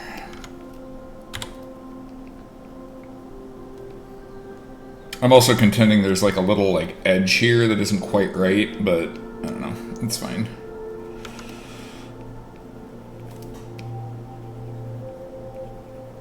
And I think if I build up some of these dark, once again, do that technique. Start dark, right? Kind of let my eyes see some shapes and stuff that I really like, and then from there I can kind of build up. You know, instead of trying to battle, you know, the thing that I'm working on, just kind of let it work for me here and see what comes up.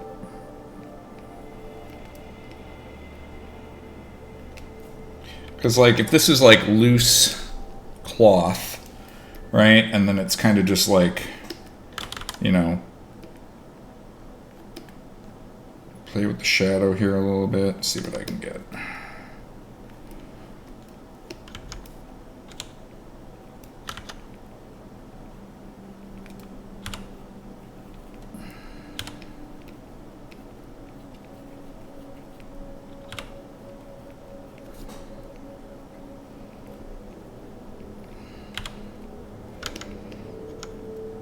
Because that's a big part about painting textures is, and I've talked to Zukin about this in the past, which is like,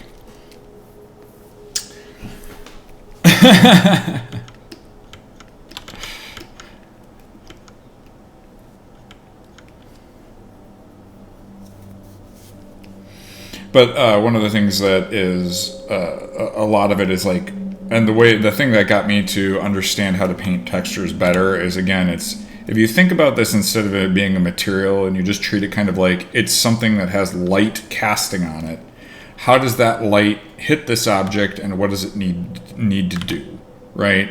And so once you kind of like start getting that, you know, once you start recognizing that like everything that you're painting is basically light, it helped me understand like just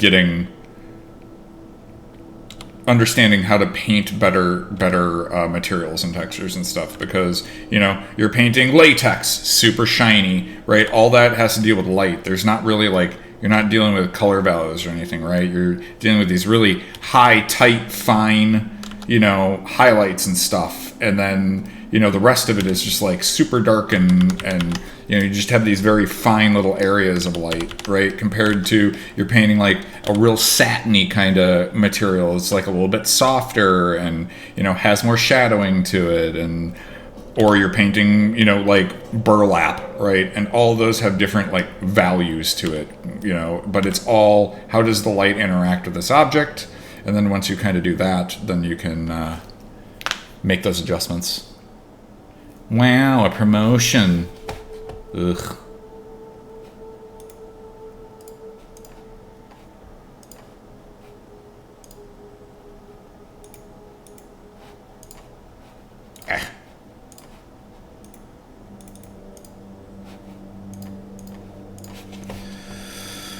Oh, you're gonna make me do it the hard way, aren't you? All right.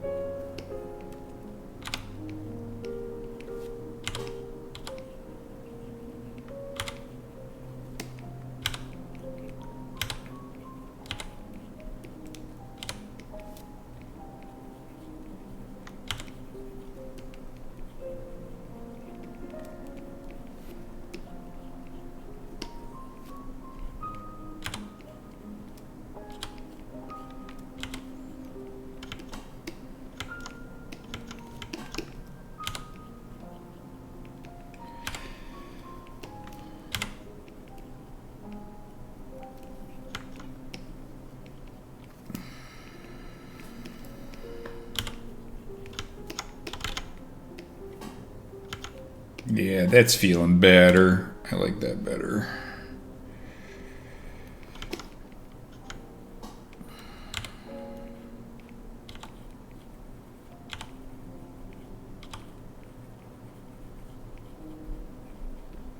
Because I'm getting that shadow under the belly, which is really nice. That's what I was kind of missing there.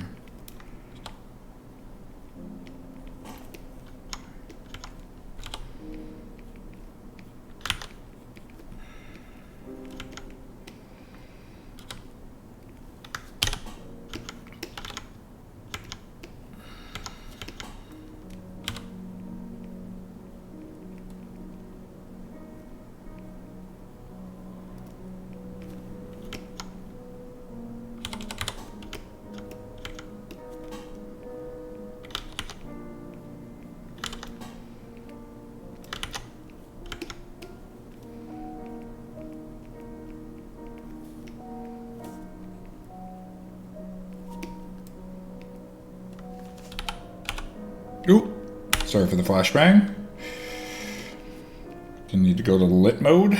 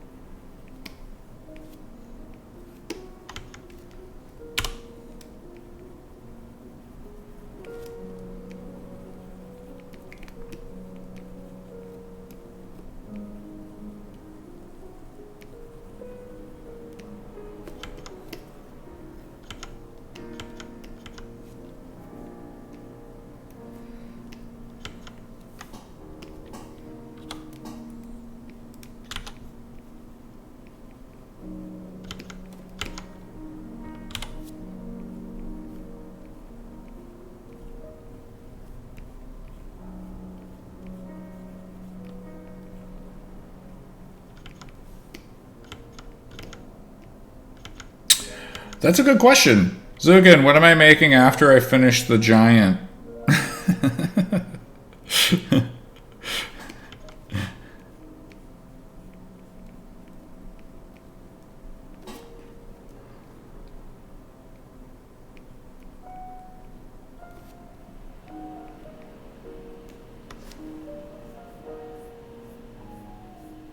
Drake or the other thing. Nice.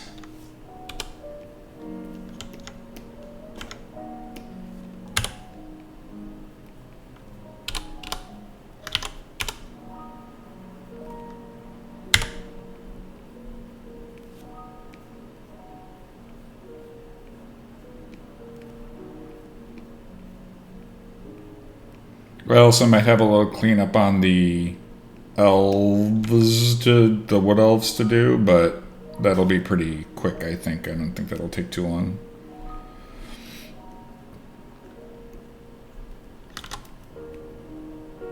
Oh, nice. All right.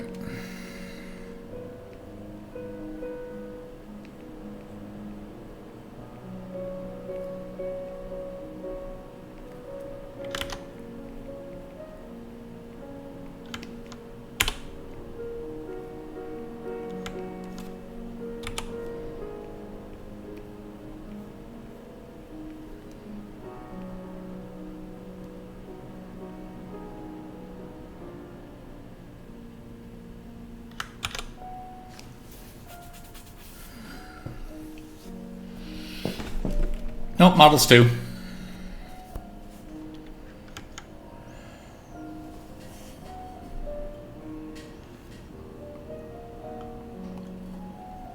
Nick, that's something that we call diabetes. You got to be careful with that stuff.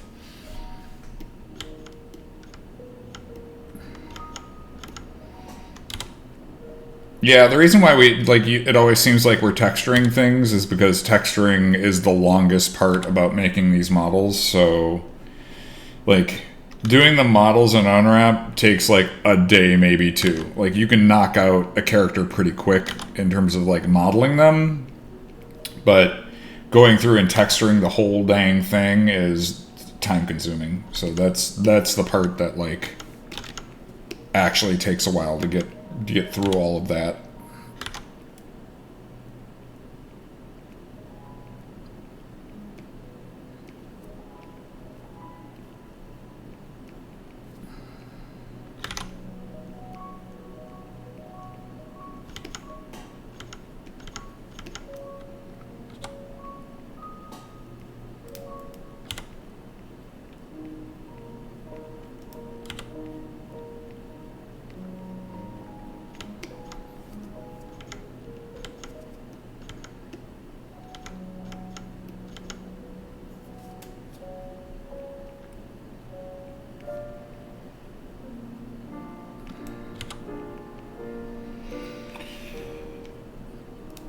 Well, now that I'm also doing, going to start up the streaming thing. When I get to the modeling bit, I'll post the modeling bit. So, I mean, looking at this dude, I think I probably have about 2 to 3 more days worth of texture to get him real nice and detailed and stuff. Like, I still have to do another pass on the legs, feet. Still a little bit I want to do on the hands and knuckles and stuff. I started reworking a little bit of that, getting some of that detail in with on the thumbs and stuff. I want to do another hair pass for like body hair across like belly, chest, arms, and then legs, so that way he's like looks more like a furry boy. So that way when I turn his frickin' giant beard on, I get that, and then we'll be able to like.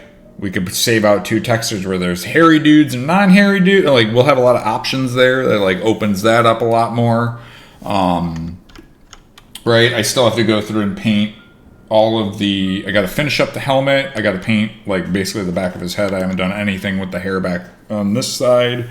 So just there's a lot of encompassing things. Then I have to do the overlays for the skin and skin details like moles and pores and that sort of shit. So I'll have to do that stuff too. So that'll be that stuff that comes up next. Actually, as a matter of fact, I'm going to take some time and just work on this hair for a little bit.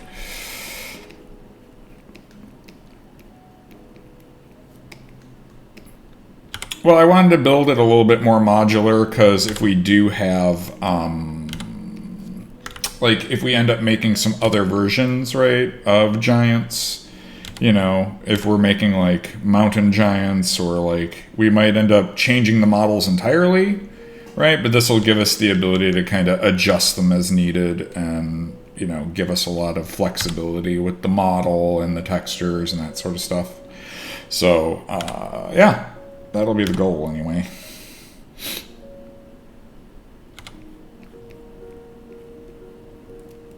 I was just thinking the same thing. Those will be. I think those will be really different though if we ended up making quote unquote deep giants. It seems like a lot of like the deep creatures are like their own kind of thing. So we'll probably just make stuff that's on their own. So, but we might be able to use the base model that I made here and then adjust it for whatever those would be. But more than likely, like it seems like a lot of the deep creatures are very stone oriented, so we'll probably be more stone.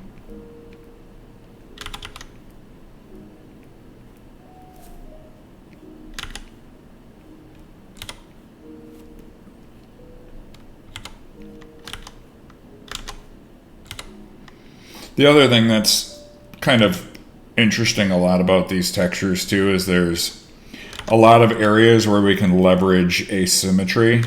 You know, like right now his hair is asymmetrical. I can paint all the way around it, right? And same thing like his chest, like I can paint on one side or the other, right? But his arms, those are mirrored, right? So it's just figuring out where I can get away with the asymmetry to kind of give them a non-mirrored look is very nice.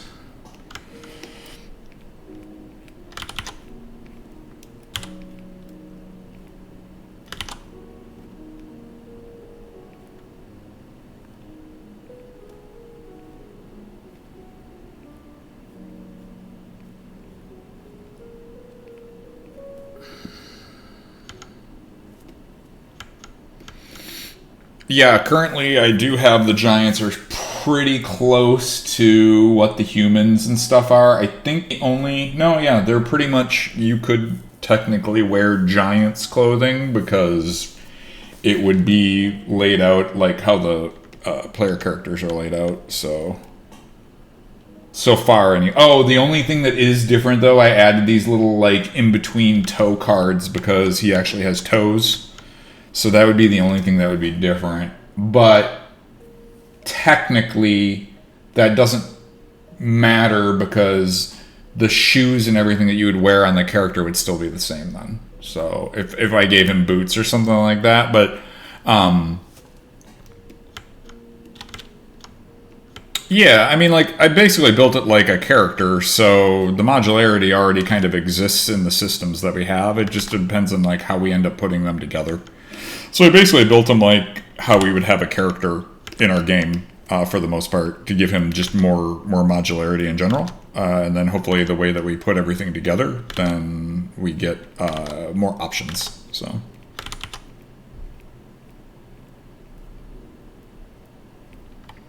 Granted, it will take me a little bit longer to texture all of these things, but that's kind of like the idea is higher modularity means more variance and variables, which is worth the time invested into the pieces and parts.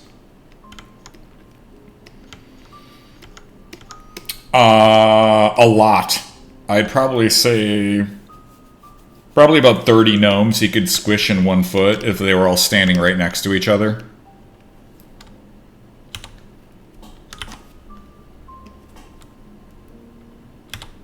There could be a lot of gnome damage, just saying.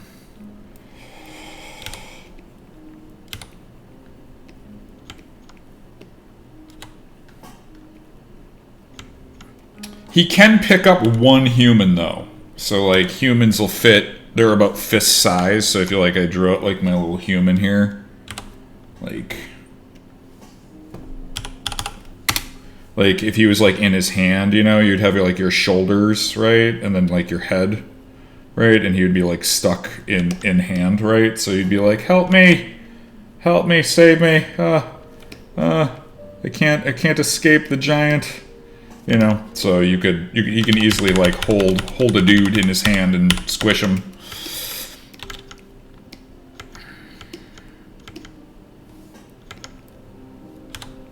It would be cool, and I'm just throwing this out there for anybody that wants to make a quest. If there was a gnome that was stuck in one of the giants, like not kidnapped, he just got stepped on, and you had to go fight the giant to save the gnome that's stuck underneath the giant's foot, right? Who's squished in between his toes or something like that. And then when you beat the giant, a gnome pops out and goes, "Thank you for saving me! You rescued me from the giant."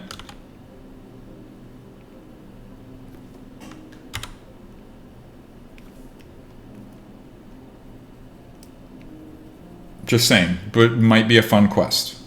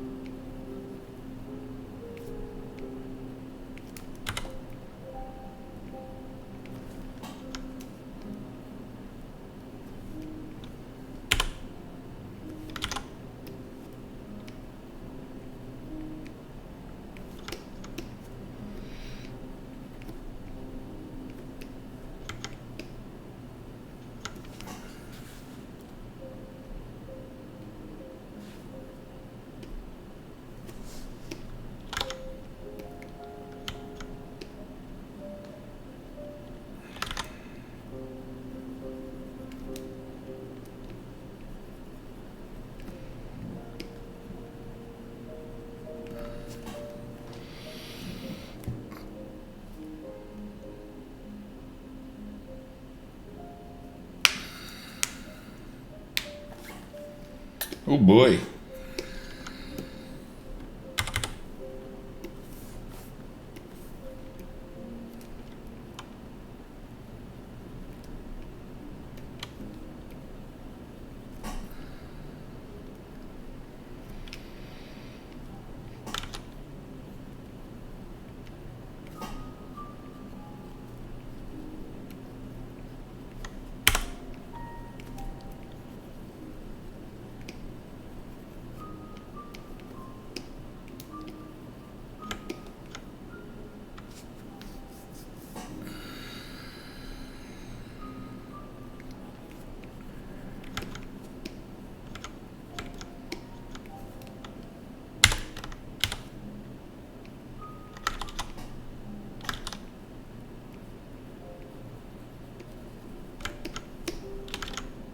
Oops.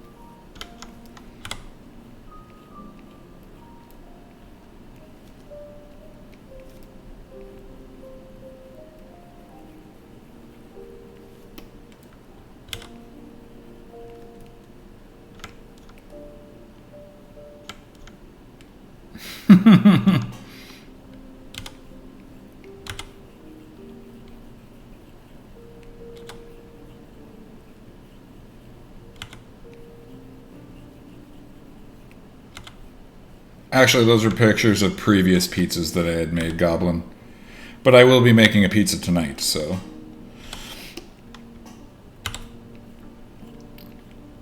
Gonna hand toss that dough.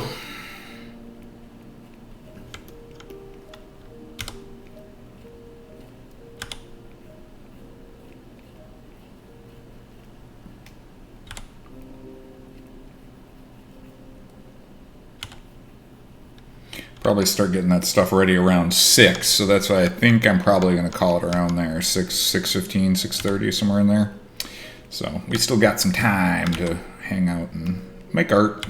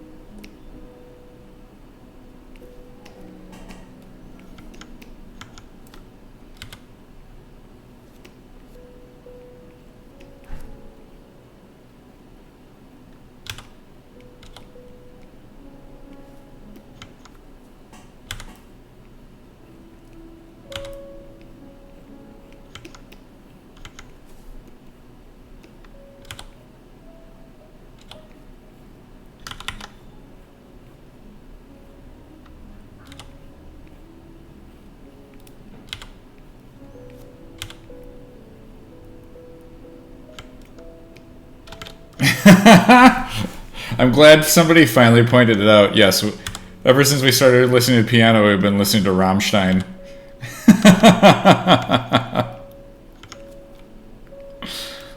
Good catch.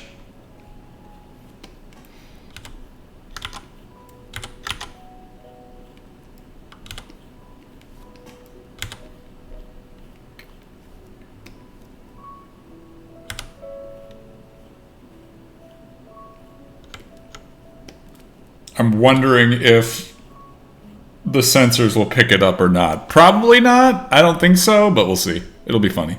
Regardless.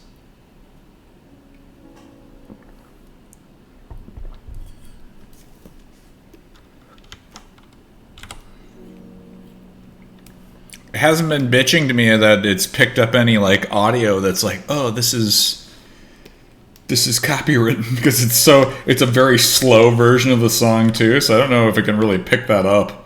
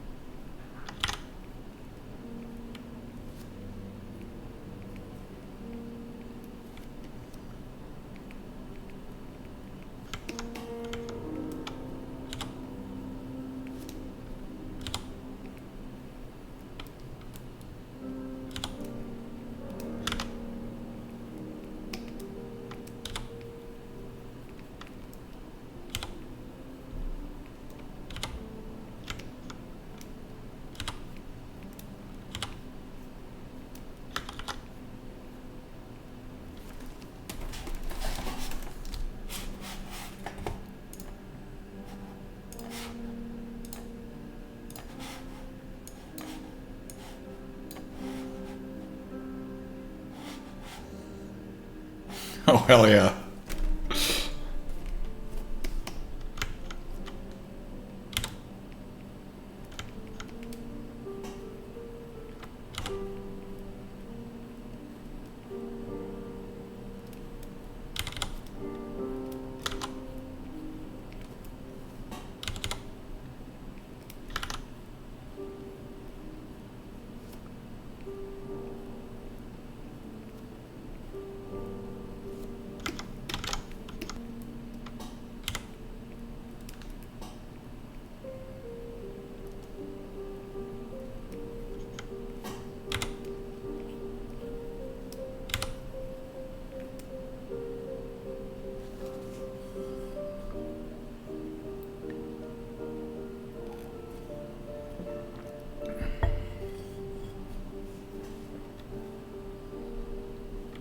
Well, we'll see.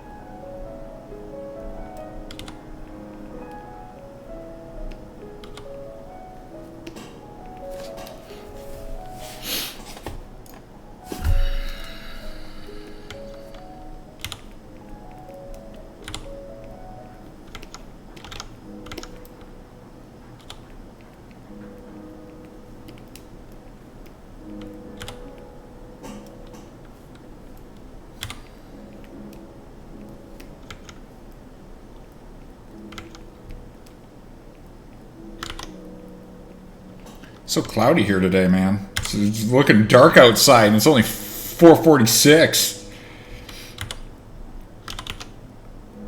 I should be getting into golden hour. It looks dark.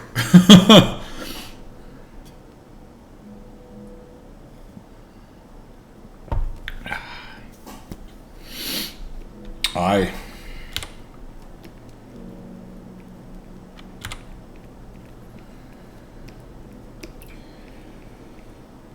At least for us Americanos in the southwest,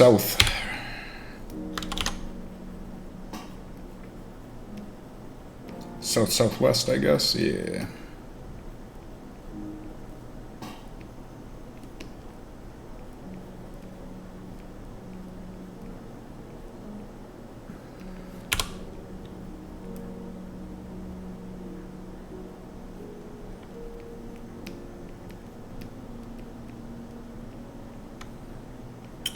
It is that wild and wacky storm season here in the U.S., that's for certain.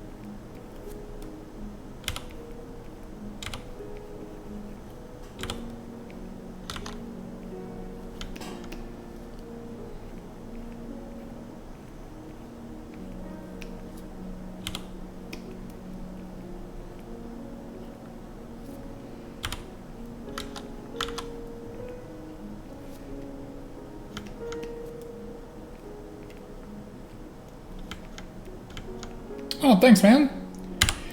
Definitely coming along.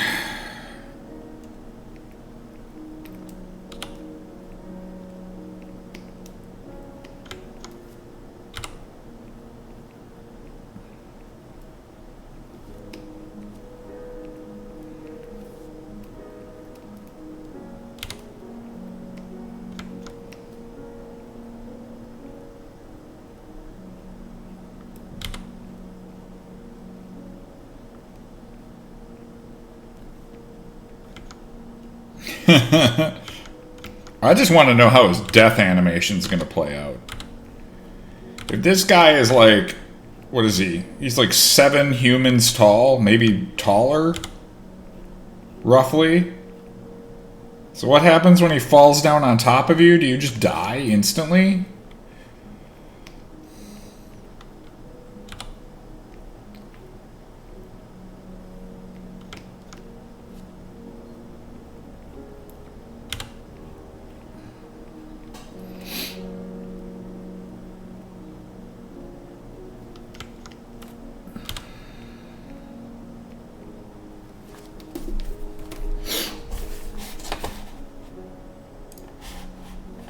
Let me see.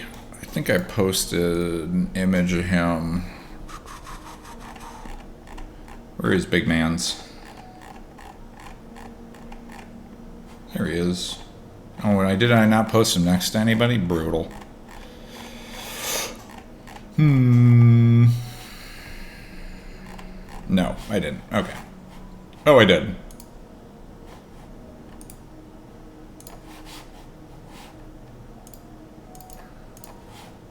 Like, oops, I just want to see the image. Can I just see that? Oh, copy image URL. There we go. Like, here's Big Man, right?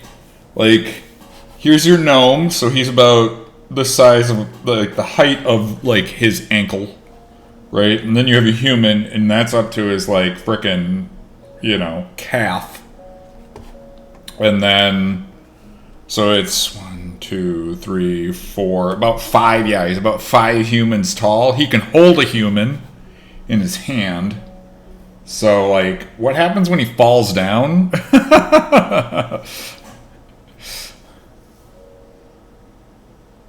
So, I mean, and I wasn't sure exactly how big we wanted to make him. Well, that's the question. I don't know how tall the UQ giants were in comparison. So we can either scale them up or down, but it's like, do we want to make them bigger, even bigger than that, or not? Or I just felt like this felt good. You know, if you're looking up at this dude, there's no real, like, do we make him bigger? You know? So it's like, let's see him when we get him into game. He might still need to get larger, but I'm unsure. But anyway, that's the size comparison right now.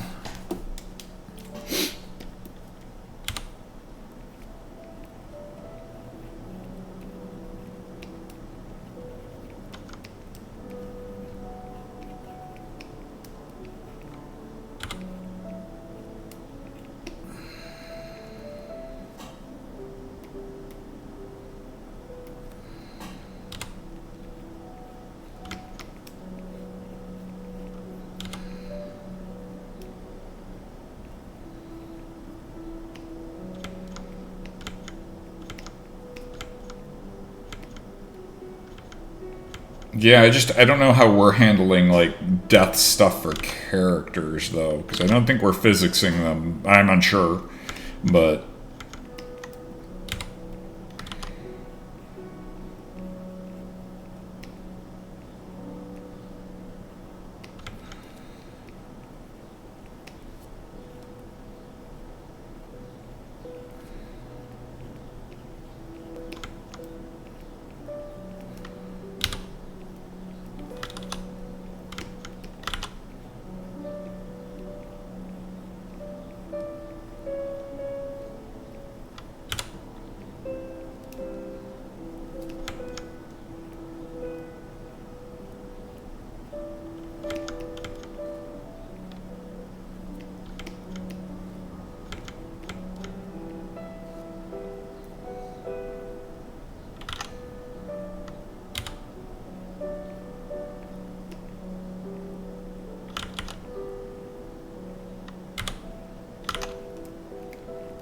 Yeah, so I'm interested to see if we do static canned death animation. What does that look like, you know, for stuff, so...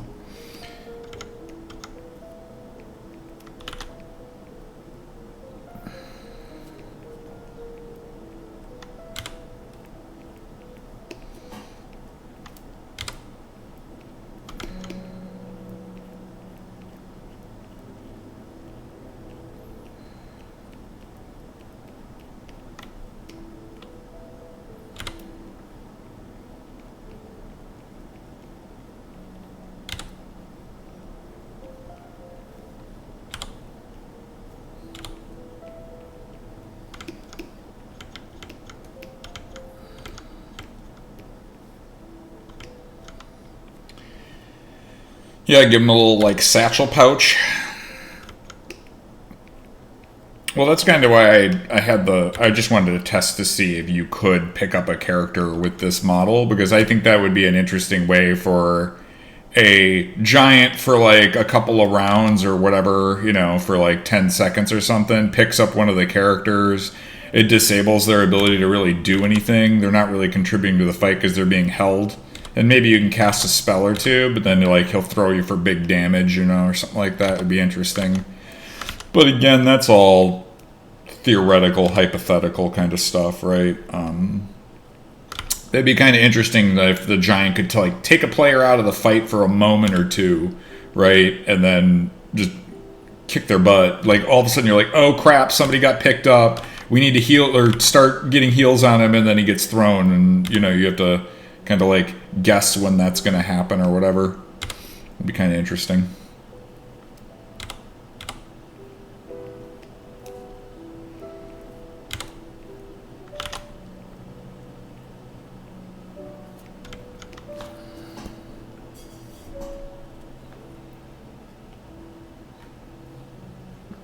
Like, it would be cool if the giant had a couple of different attacks. Like, one of them would just be like a knockdown.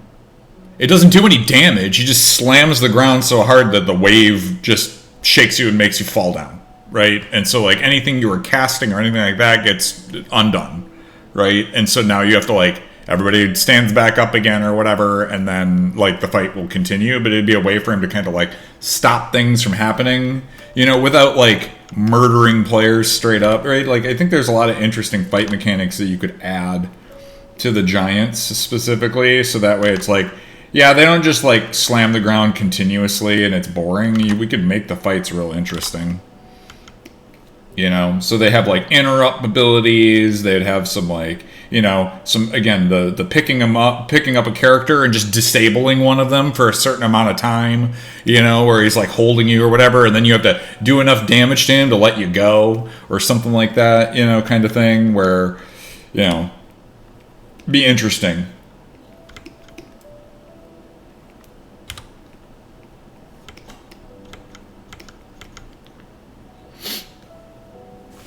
Oh yeah, that'd be kind of cool, right? Like, yeah, does like a hand clap with his two fists, or like knocks them together, and then like the shockwave deafens you or something like that. Yep. He could even have a blinding attack. He could kick sand in an AoE cone, and then like if it hits you, it blinds you. Like, there's a lot of like neat things that they could do comparatively than just Giant has stomp attack. He damages everybody, right? Like, there's some interesting ways for the sand giants and giants just in general to fight, right? Better than just like Giant summons boulder from ground and then throws it at you, right? Like, I mean, that would be a cool animation where he like digs his hands into the earth, right? And you just see him like lift out this rock, slam that down. That'd be kind of cool.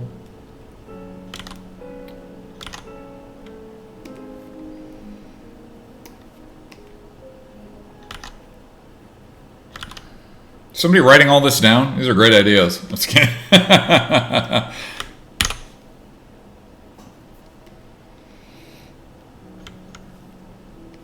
gotta get your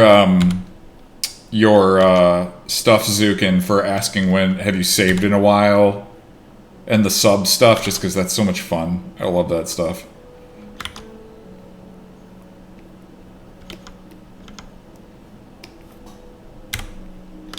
Also, I did save, so just FYI.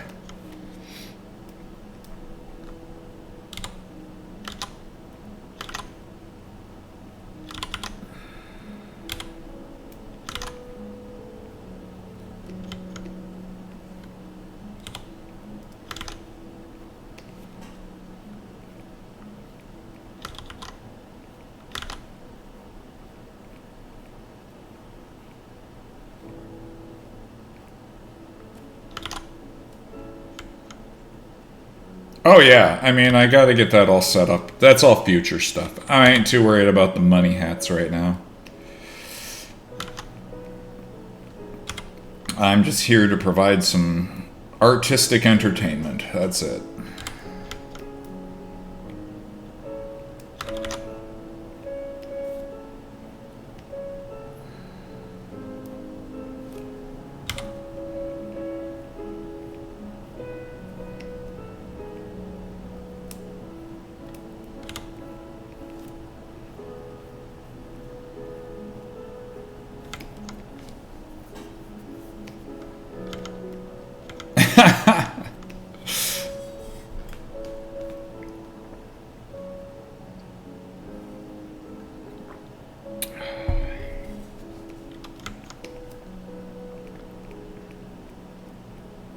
Well, I know Zukin put a lot of work into those too, so I don't want to just be like, give me your stuff, Zukin.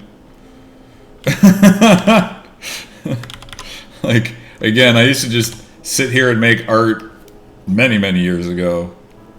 Streaming stuff, like, way back, but...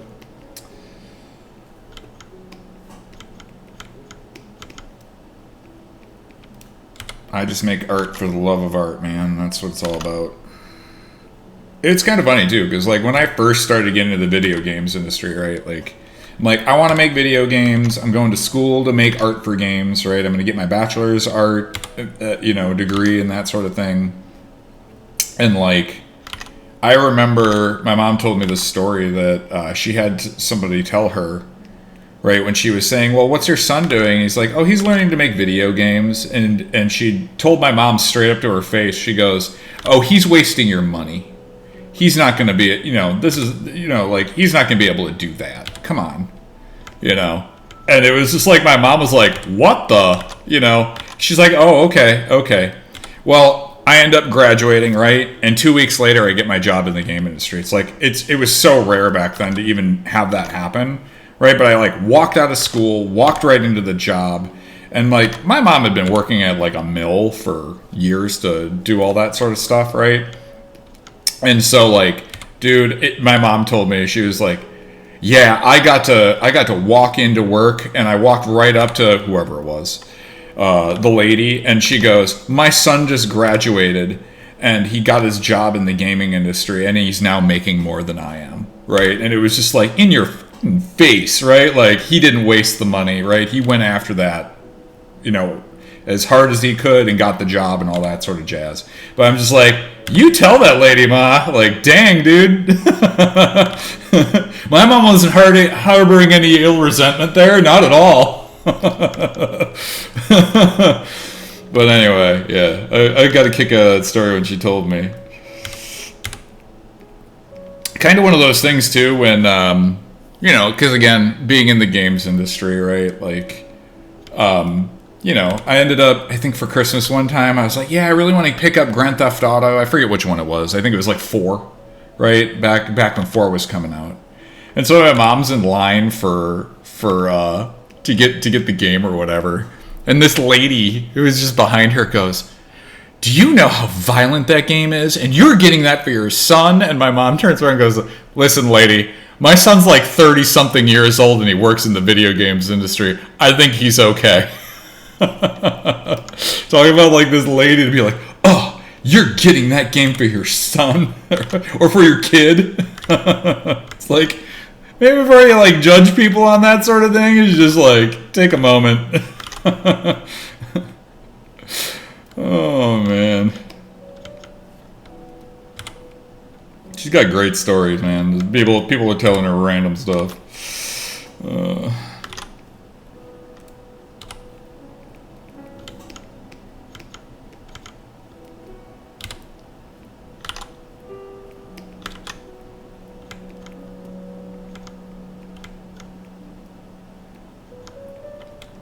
Yep. Well, what I'm going to do is I'm just going to steal all of Zukin's things, and then I'm just going to change my name to Zukin, just with like a slightly different spelling, and then I'll become him. No. I just think like his stuff is all very fun. So, regardless, even if not, I enjoy Zukin's streams very much. So.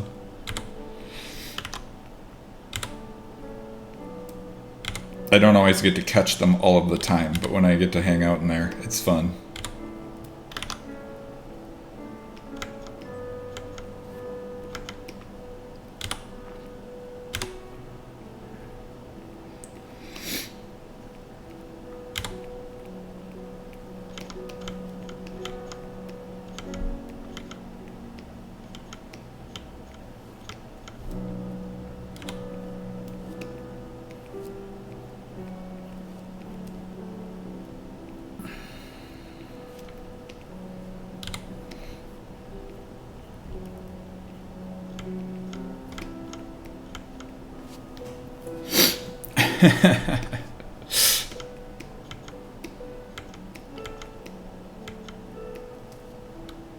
Heck yeah, man. Good show.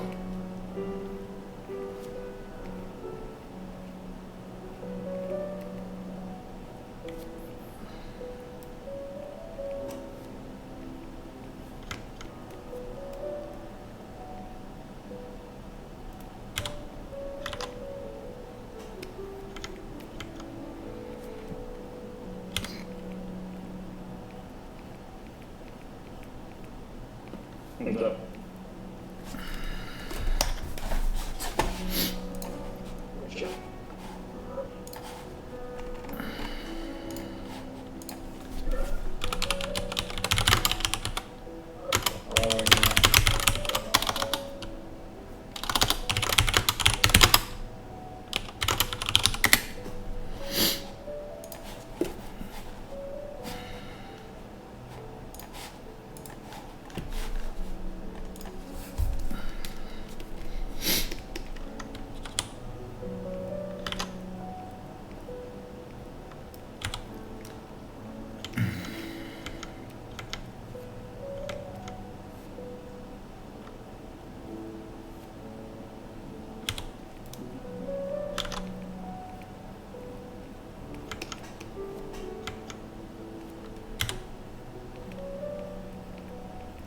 Yeah, I really want to push this hair to make it feel just a little bit greasy, you know, kind of like the, you know, because he's got like that part and stuff, so get it kind of like, get a little bit of that shine to it. I need to do a little bit more adjustment on that beard too, because it's very, well, I got like a lot of nice strands in here. There's not like a lot of shade, and I want to like get a little bit of the, like more, some of those darks kind of creeping down the sides and stuff. But I just want to get a good malaise across the whole hair to start, kind of thing. Because, you know, they're giants. They don't really have good hair care, so probably gonna... They don't have a good hair care regimen, so they're probably gonna be pretty greasy-haired people. Wash your hair with sand or something, I don't know.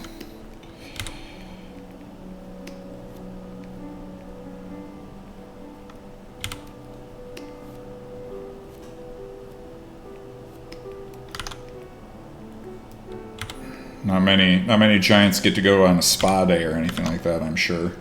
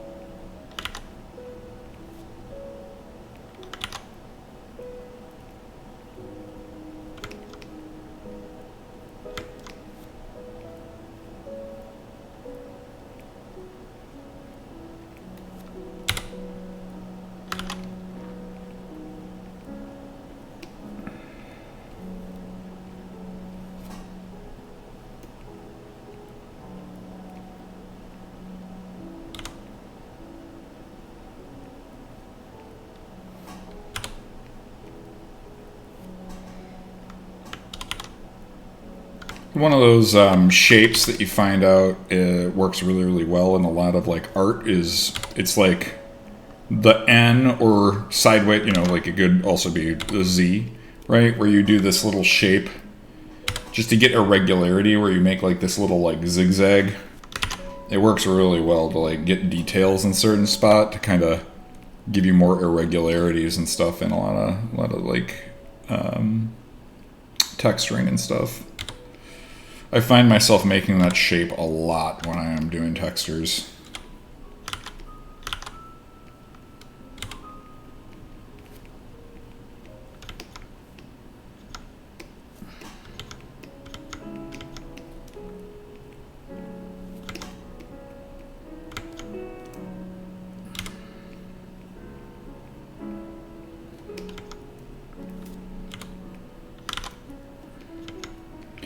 Resolution for the characters right now are 2048s. I do think they get downsampled. I don't know how high. It seems like a lot.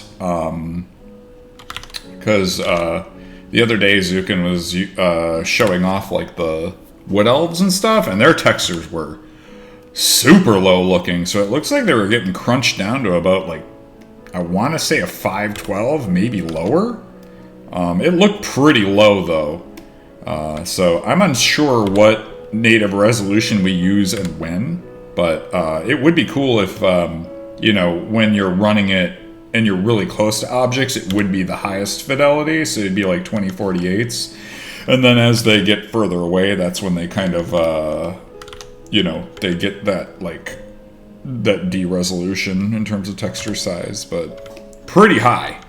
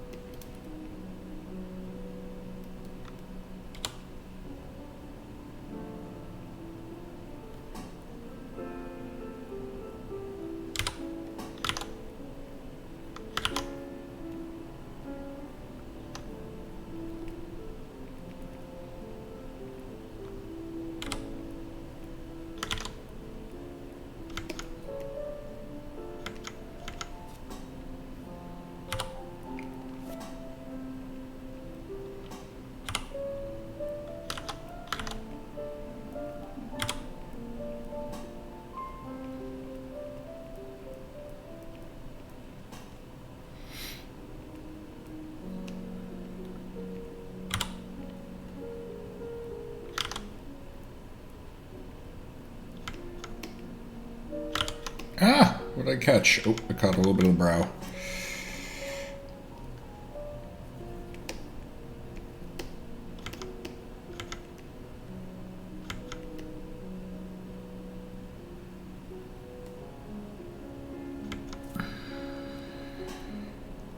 Oops. What do I want to do there? There we go.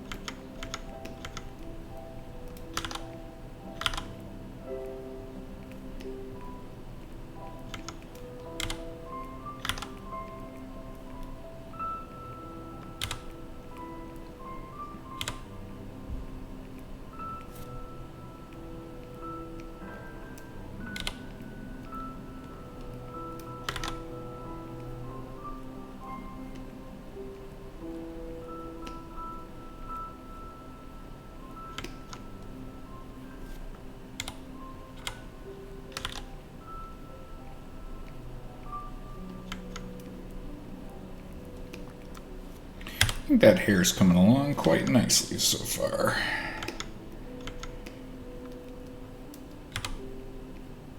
I do want to do a little bit further, like in some of this, you can see that I've added in a lot of like little wispies and stuff. I want to do more of that around the, like this is all asymmetrical up in here, so I want to do that a little bit more in the front, but I also want to add more of those in the back too.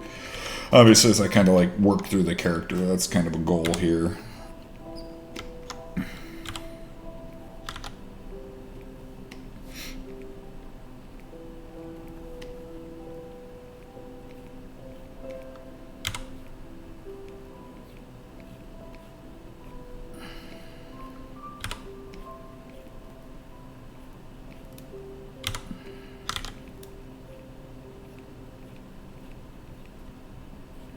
The hard part is like you can just get so strandy with this, right? Like there's so much resolution in this texture that, like, man, it just takes a long time to like work through all this detail.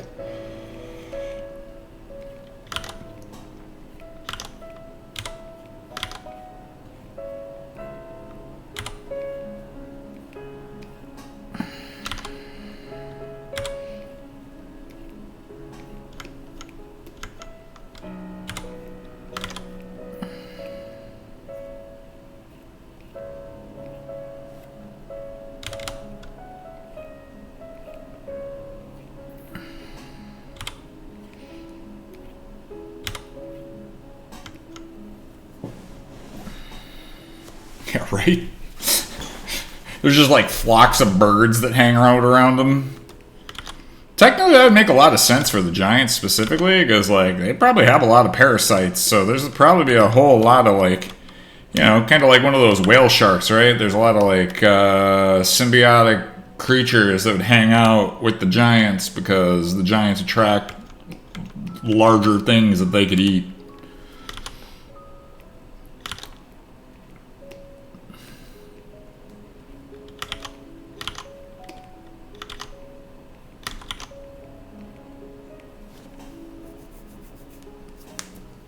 Oh, God. I mean, maybe giants and gnomes actually get along really well because gnomes will just kind of like live on the giants, and then, you know, they'll eat all the parasites on the giants, and, you know, get all the foot jam out of their toes.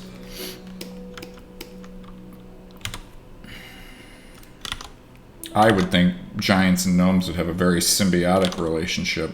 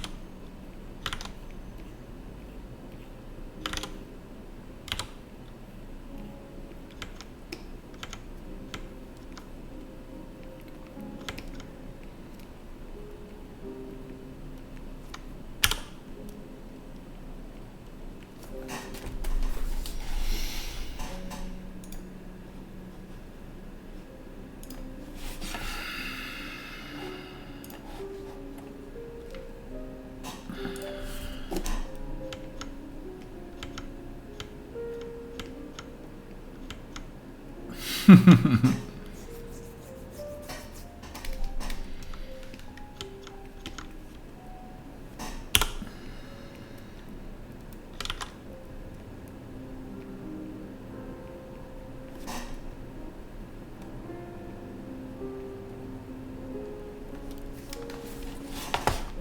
I want to take a look at... Where's my hair here? Okay, so it is symmetrical. There's not a lot I can do about that. All right.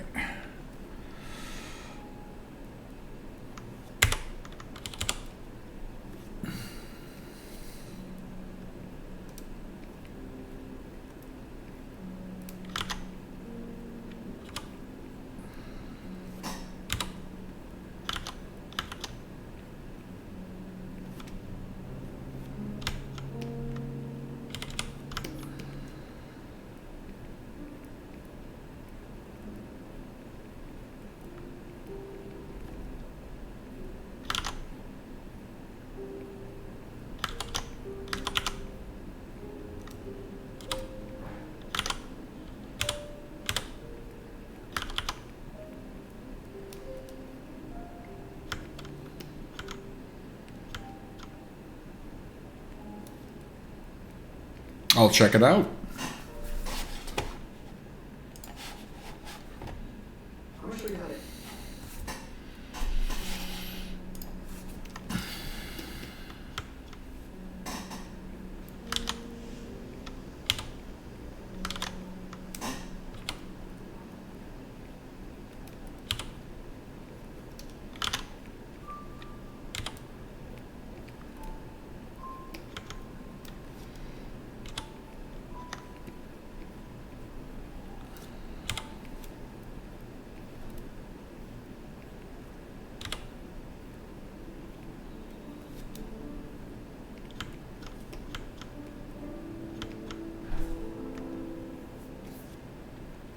Hello, hello, hello.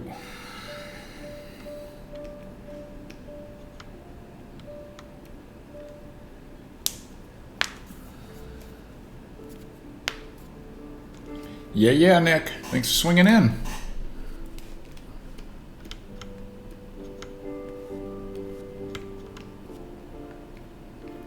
Yeah, I'm down to my last hour here before I gotta go eat some foods myself, but we still got an hour to chill.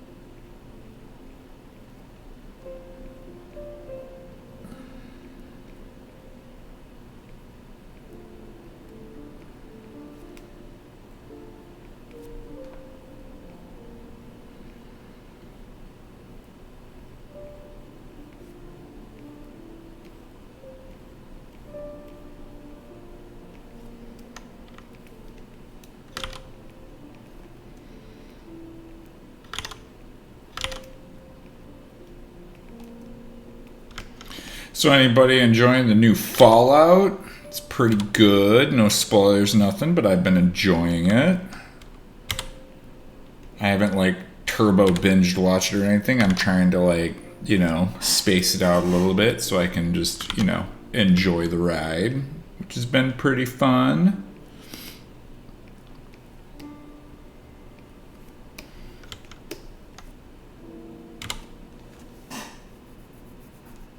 Yeah, I mean, out of the episodes that I have watched so far, I had my doubts about the show, and I thought it would be pretty marginal at best, and it's actually impressed a little bit.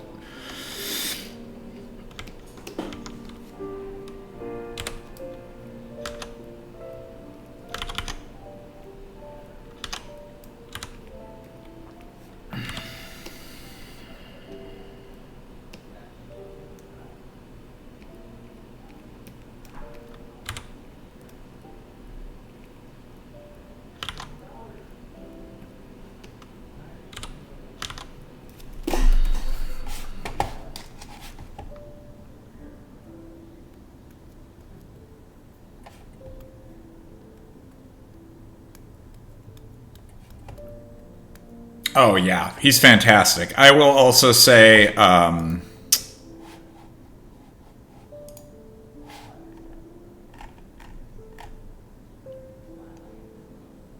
trying to remember the actor's name. Give me a sec; it'll come to me.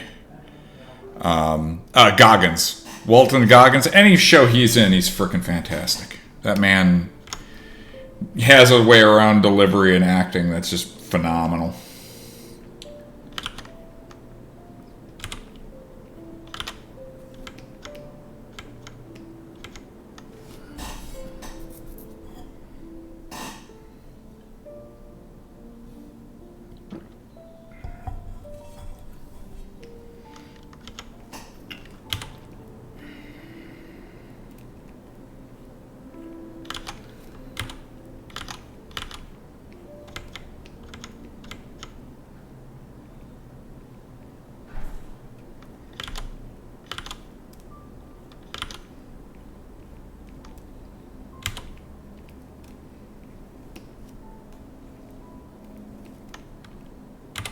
I will say the only storyline that's felt a little bit weak to me is the Brotherhood of Steel storyline. And again, I've only watched a handful of episodes now, but I don't know if it's the dialogue written or the delivery of the characters or what, but it didn't feel as strong as the other storylines that they're trying to bring in.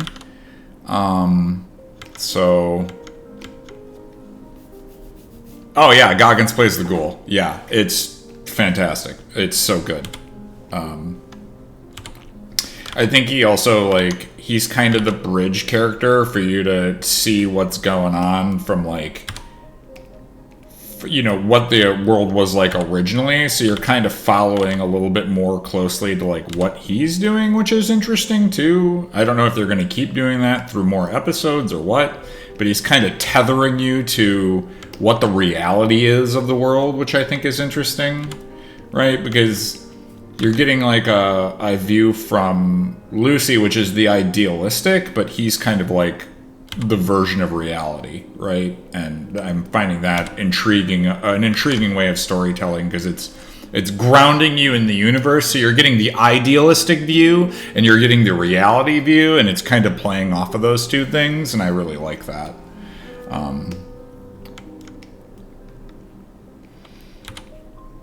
I think it's an effective way to tell a story, so...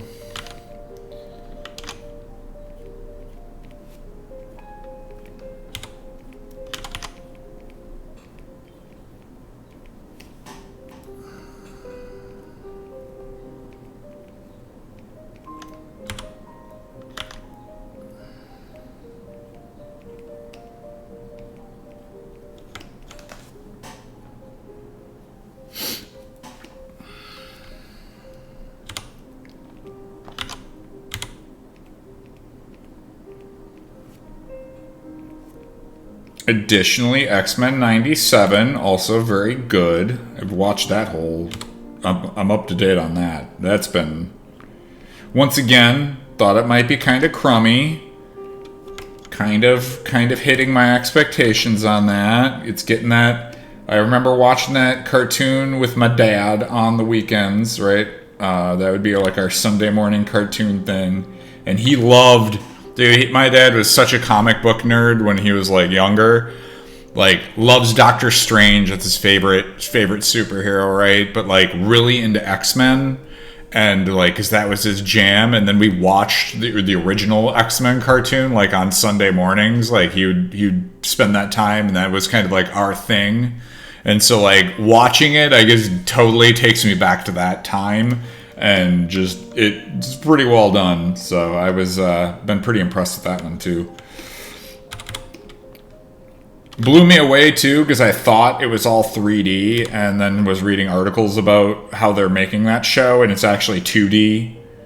And I was like, wait, what? I thought it was all like 3D with filters and stuff, and apparently it's not. And that blew my mind, because it almost has a 3D feel to it. So I was like, holy moly. I do have a bunch of X-Men cards. Somewhere in my closet somewhere. Yeah. I've got a bunch of those cards. I don't know if I got any ones that make the bigger pictures or anything like that, but I do have a bunch of those cards, man. That actually would make a really cool... I should do like a card collage or something and then frame it. You know? I think that would be kind of neat.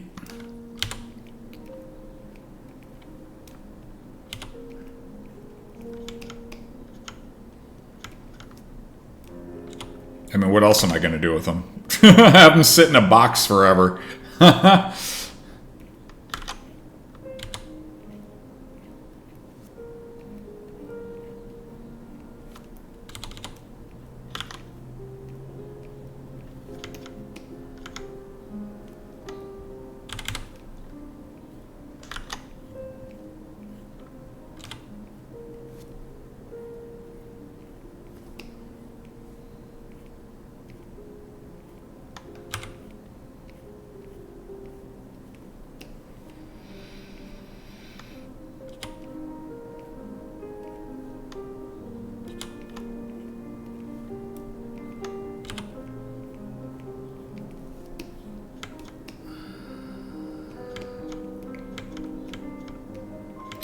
I mean, this new X-Men 97, man, it's got some good conclusion, story arc stuff going on, which I'm really digging, so I'm having fun with it. A big part of it is, like, it's making me think that I need to go and somehow find the originals and watch those. Like, either get them on Blu-ray or something and just start watching, because I'm like, I forgot what happened here. I mean, that was like, what, like 5 seasons worth of show, so it's like, I don't remember a whole lot, you know, from the original, but yeah, it's still good.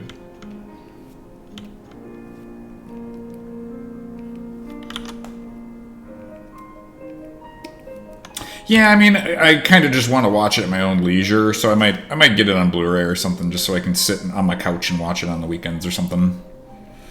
You know, get a couple episodes here and there and not worry about the Disney Plus subscription-y stuff. Just get the X-Men 97 stuff out now, because that way I don't have to keep paying for it.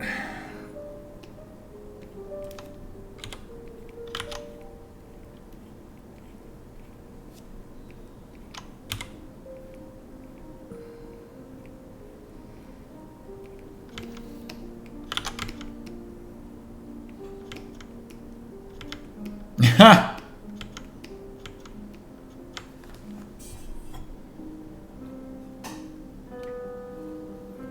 I'm interested to see where that all gets taken, right? Like, we'll see.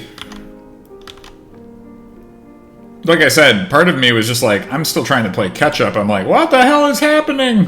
What's going on? Why is this happening right now?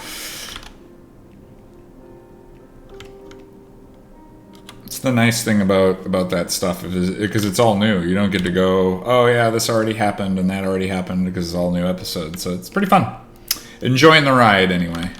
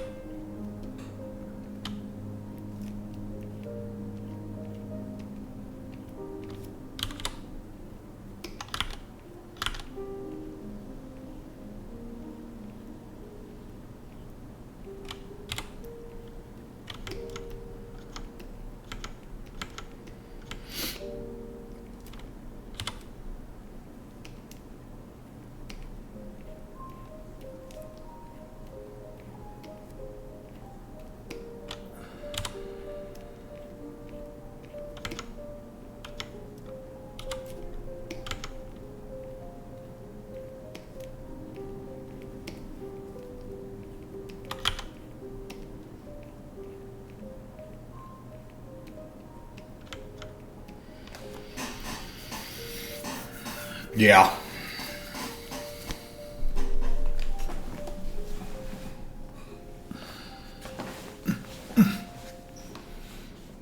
There we go. Better.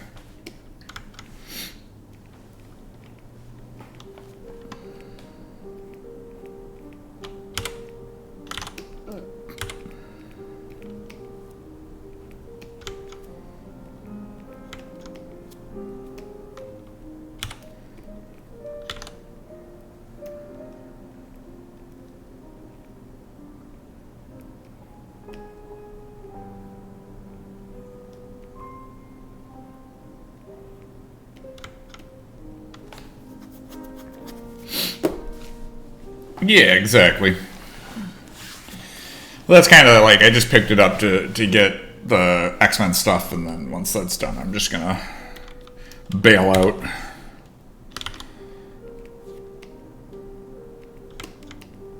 Because I've never really, I mean, like, the new Star Wars stuff really hasn't tripped my trigger either, so kind of bounce back and forth. I'll start up a subscription, watch the thing I want to watch, then end the subscription, move to another thing, you know. Just have like one subscription active, and then I'll just bounce it around.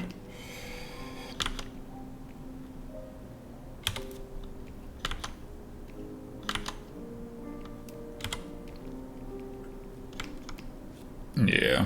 I mean, it's time consuming and annoying, but at least, you know, like, that's kind of the idea, is like, don't get too over encumbered with subscriptions, cancel them when you need to, right? And then just move it around, so that way it's like you can watch the things you want to watch. It's really dumb, but that I have to, like, if I want to a la carte a thing, right? Like, I have to do that, but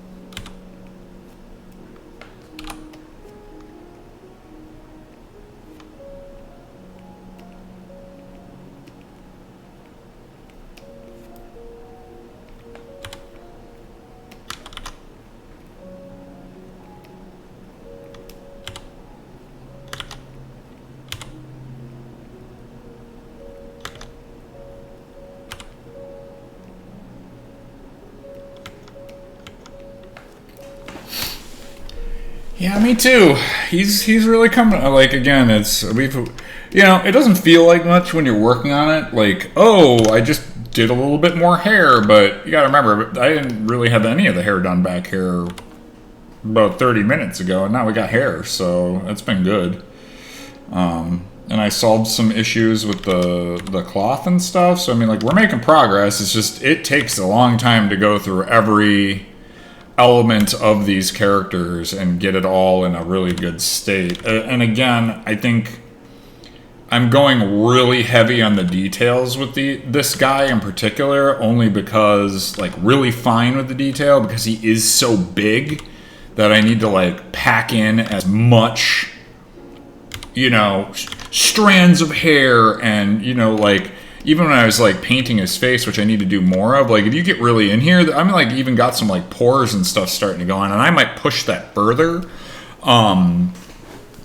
just because, like, he's so big that when he falls down, if he's, like, 5 times the size of a human, like, I need to have a lot of detail in him, So that way when you're looking at him, you're like, holy crap, this guy's just got a lot to him. So, because again, it's about having that density and comparative to the small characters, even with the large characters. And because this guy is so blown up, it's making sure that like resonates through the whole character, right? And that's going to be one of those interesting bits. Like, I need to still do more with like, currently like his bracers are really smooth, but I need to go through and just get more detail, like what is this made out of, leather, and kind of get some more patterning in here, and just get more of like this stuff feeling proper,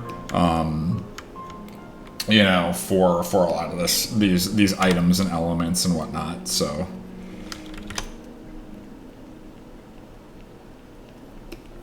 and it's tough because, like, again, it's all, the only reason why I'm like really focusing in on a lot of these details is because this character is so stupidly big, right? And that's why. Well, howdy, welcome to the first Zbrushed Does Art streams compared to everybody else, and you know, I figure I'd get this rolling, you know, with the other artists and such. So.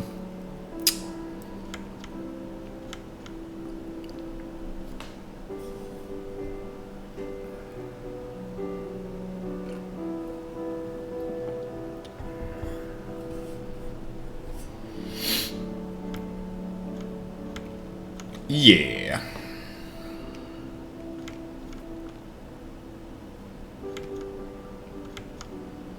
Yeah, that's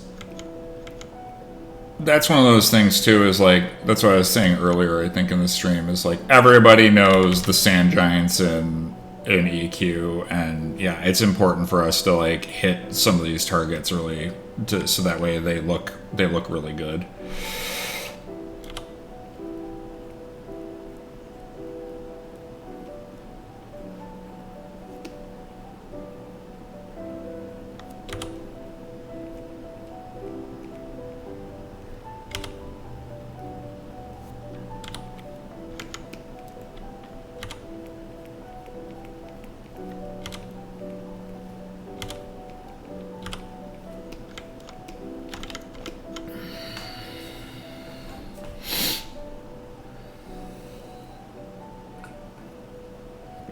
Well, sure. I mean, this is kind of my first inaugural stream in quite some time. I used to stream a long time, you know, probably about 4 or 5 years ago, but then that's when I moved to Seattle and got a new job, and things was all over the place, so I kind of stopped streaming. I was also pretty burned out at that time, so, you know, I took some time off from all of this stuff, so, you know, but I figured it was a good time to kind of, like, start it up again, you know.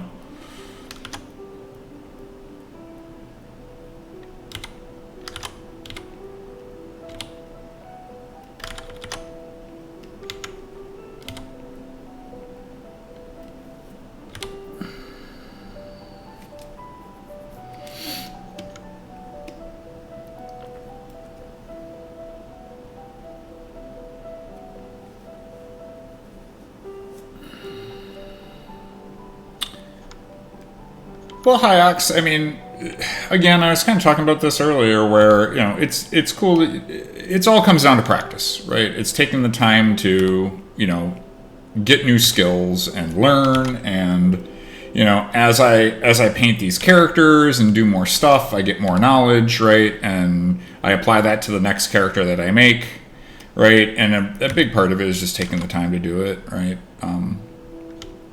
So it's like, you could say, I wish I was this talented, but it's really just, I mean, I think the most poignant thing that somebody ever told me was one of my teachers when I was in school.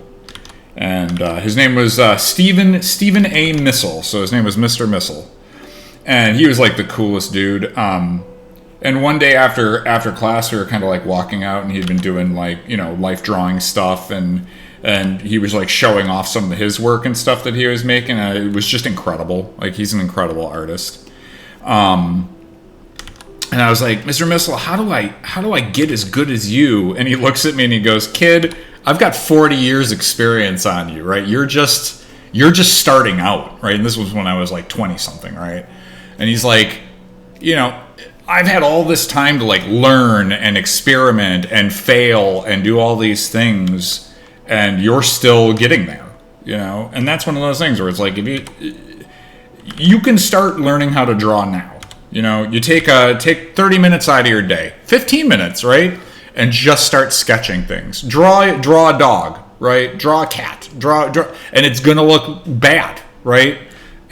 But the more you do it, the more you experiment it, right? The more time you take with it, the more your abilities will grow, and you start to learn things, and you can apply new things, and then you watch one of these streams and you see what I'm doing, and then you kind of, I can see how he's making this, and then I can apply that to what I'm doing, and it's a lot of just learning. Or I can ask questions and be like, hey, how do you do hair? You know, what's your thought process when you do these things, right? And as you kind of like build on those, you start growing your talent and skill, right? It was one of the things I was talking about was, you know, a lot of people they say this a lot about like art, but they never say it about music, where it's like, oh, you're so talented, you know, I wish I was as good at drawing as you.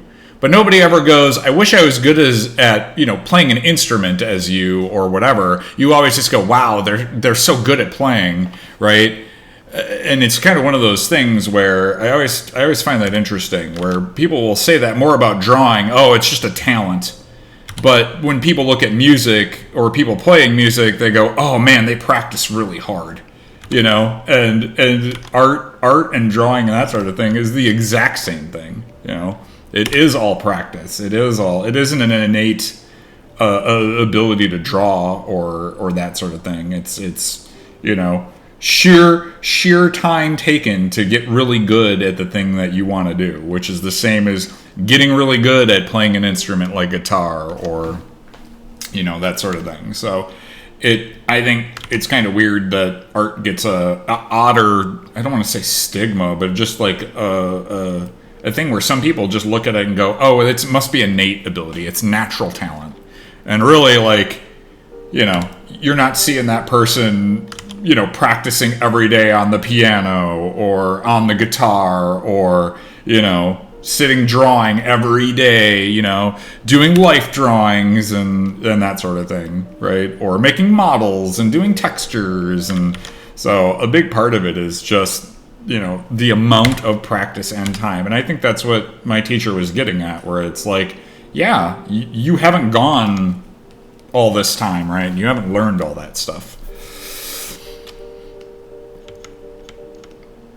I think so. I mean, it really does come down to some people learn things in a way that are different from others, but I don't think it is very rare for somebody to walk in and just be able to play a guitar riff right off the get-go, right?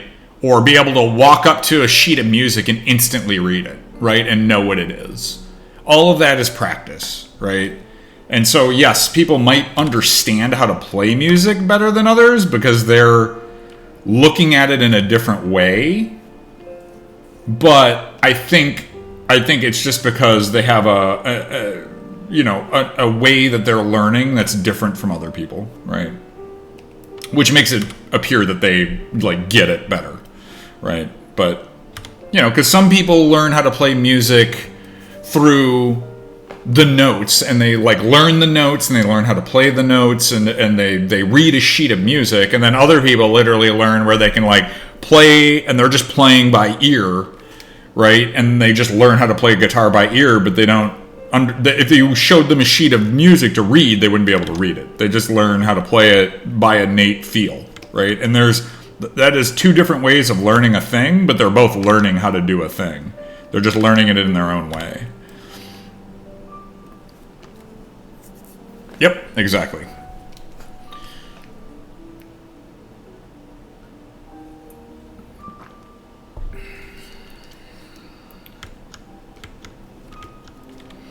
I mean, one of those things for me is I've never had an issue with drawing and talking.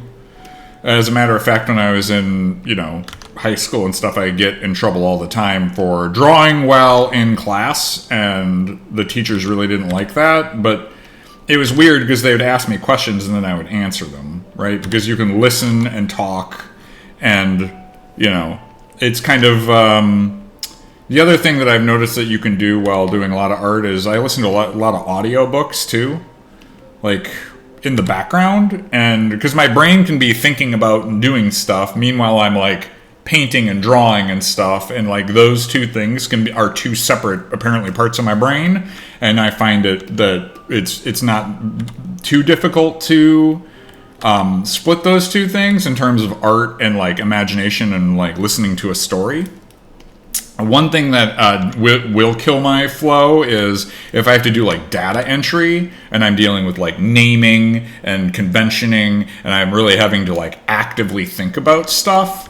That's when I can't like listen to an audiobook or anything like that, because I have to be focused on naming an item, making sure that my texture maps are correct. And if when I'm doing like really technical things, I can't focus on other stuff. I wouldn't be able to like talk about it and do those things. But when you're painting and that sort of stuff, it's kind of I don't want to say non-active thinking, but it's kind of you're just observing and doing, like, I don't want to say going through the motions, but because I've done it so much, I'm not actively thinking about the things I'm doing. I'm kind of thinking about what I want it to be.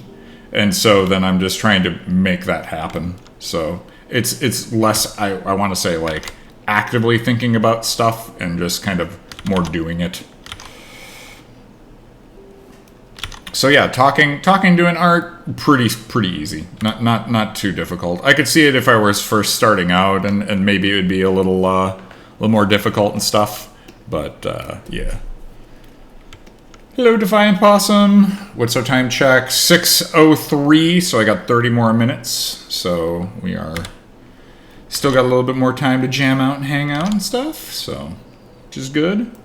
And then I don't know, maybe Goblin or one of them are gonna start up one of their streams or something, because that should be around time when they start doing that. So I could always, I don't know if one of them is going to stream today, but I could always throw you over their way too. So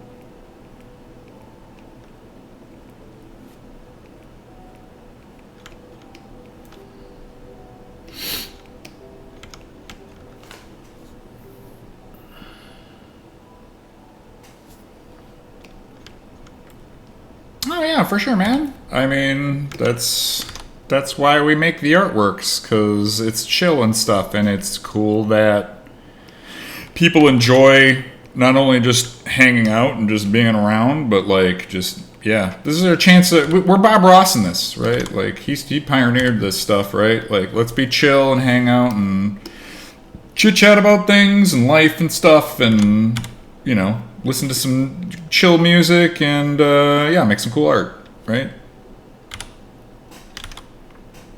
Unwind after a long day. Why have to worry and stress about stuff? I think that's kind of why I like gravitated towards art myself too. Yeah, we're painting some happy little giants over here.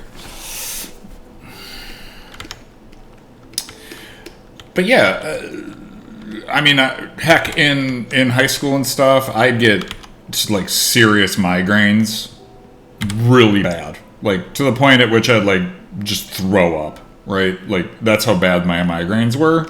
And I started getting into art and stuff, but like it was very much this mindset. It was all mental.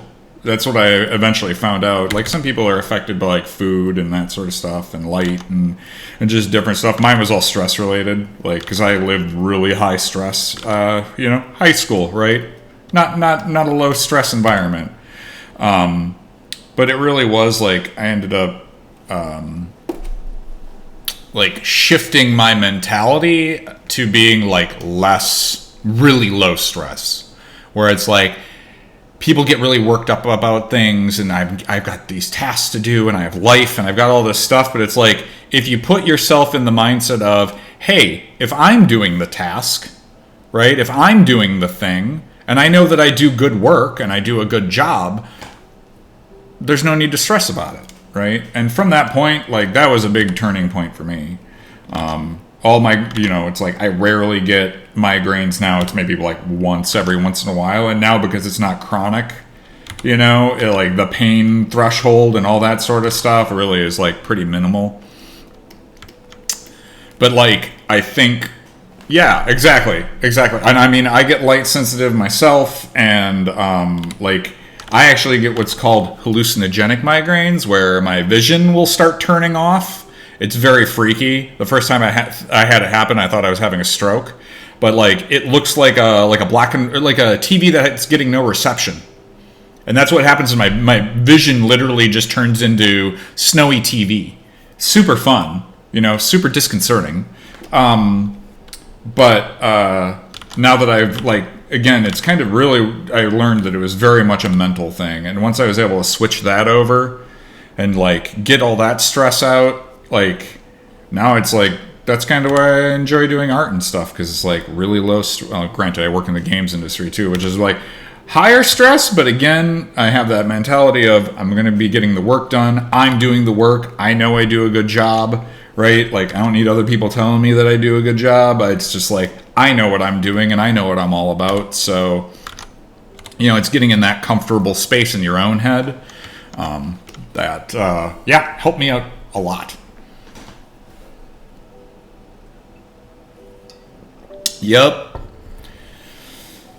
Chinny D, you and I are on that same boat. It starts happening, you're like, and then the pain's going to start. Right, and it's kind of like the fuzzy vision is the warning that it's going to start hurting real bad. So that's when I know that it's like, take some Advil, go lay down, go into a dark room, and just chill out for 20 to 30 minutes. Try to sleep through most of that, and then when I wake up, my head will hurt a little bit, but it won't be as bad, and then I'm good to go. But, I mean, again, that only really happens once every couple of months now for me. And again, for me, it's just like, grab an Advil, right? Maybe 2. And then I'm gravy.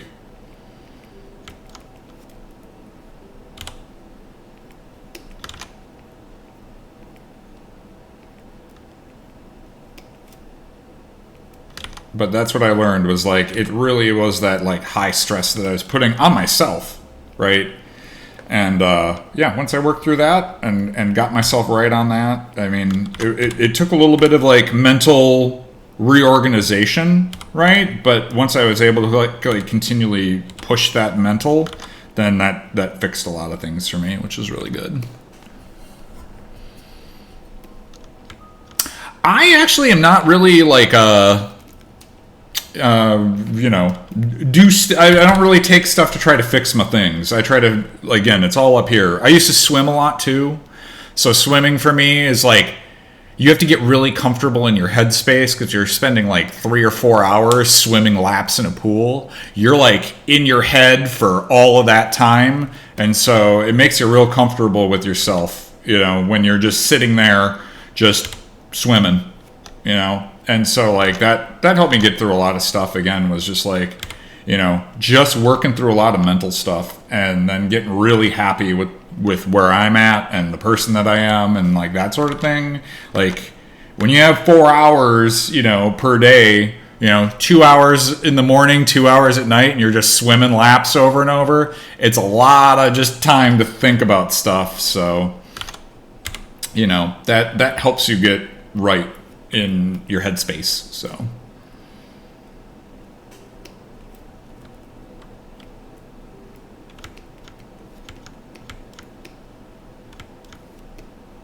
yep, walks are always good, gym is good. Yeah, I do a lot of working out now. I don't swim as much as I used to, but I do a lot of like hard, difficult workouts, ones where you get done and you're just like, you got done with the workout and you're sore, and then you know that in a day or two it's going to be agony. But yeah, I love doing workouts and stuff. Yeah, physical health, mental health, all that sort of stuff all wraps together into one thing.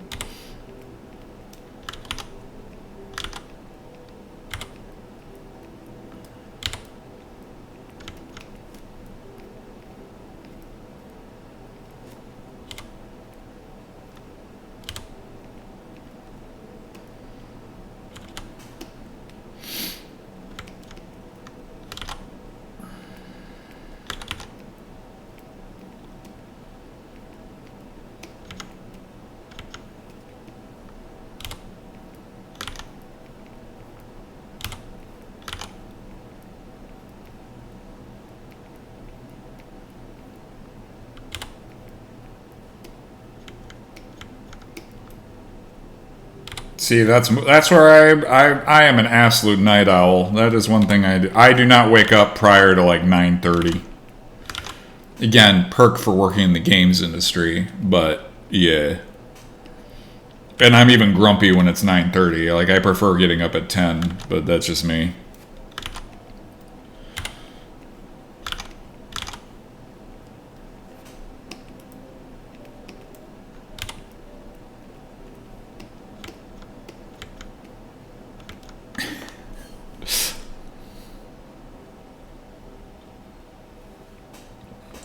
Yup.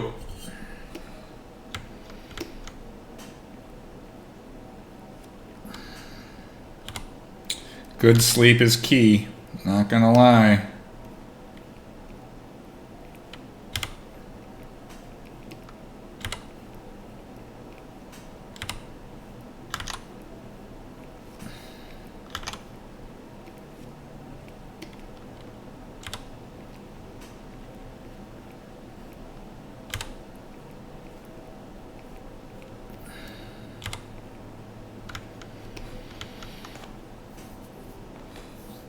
What inspired me about M&M and to start working on it? Well, I kind of went over this when earlier, but I don't mind reiterating.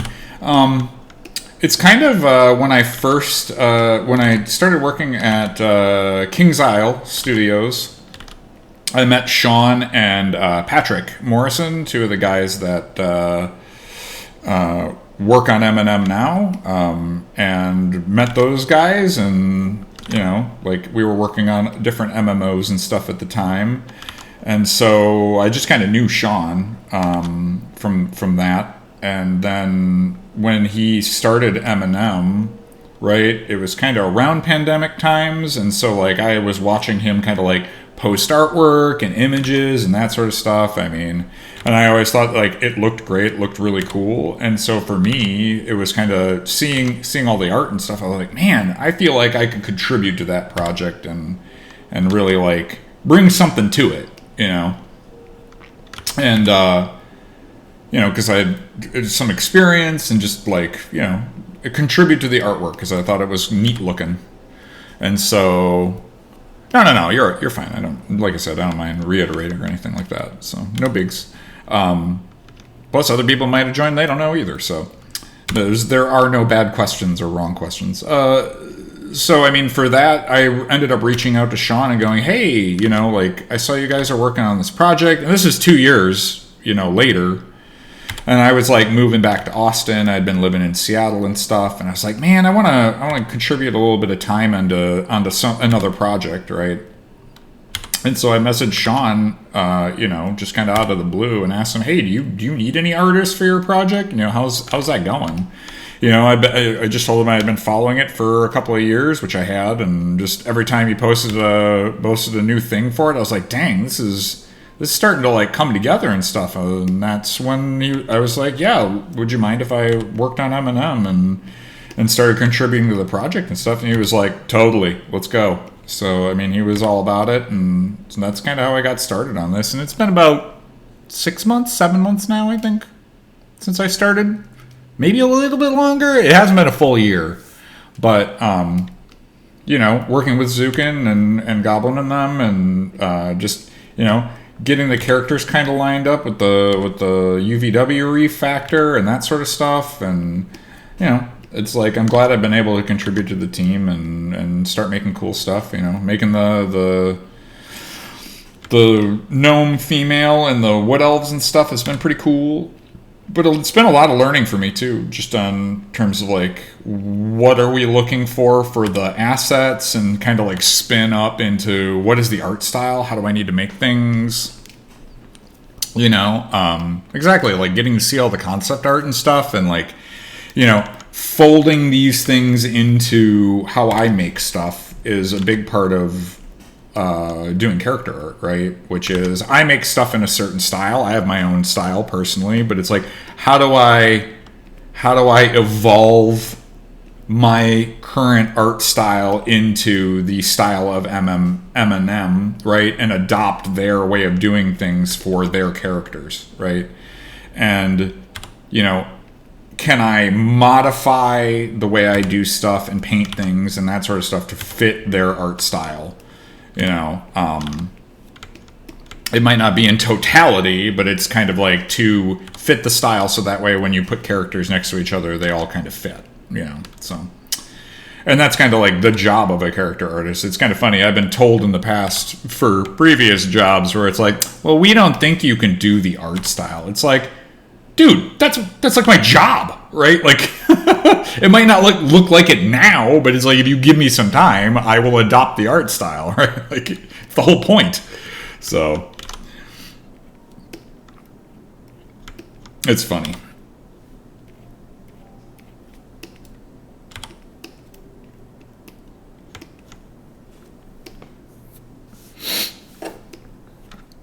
I mean, there's a lot of games out there that are like really stylized though still, right? I know that there's a lot of like realistic games and that sort of thing, you know, and that's true.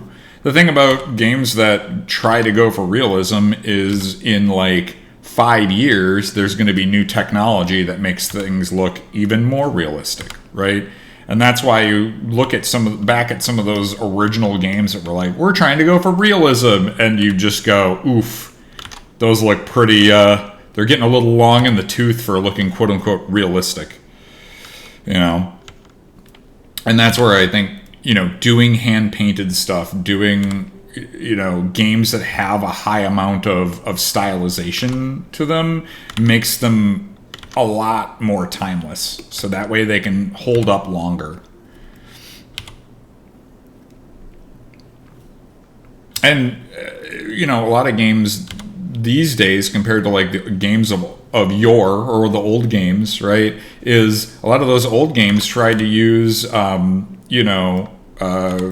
photos for textures, right, and that style of texturing things did not age well, right? And it's one of those things where if we would have kept hand painting stuff, which the reason why they did photo textures was because it made it faster, right? Take a photo of a thing, convert it to a texture, boom, I'm done, right?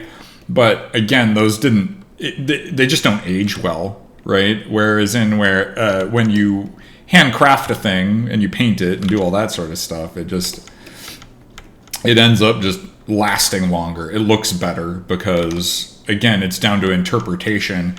It doesn't have anything to be compared to.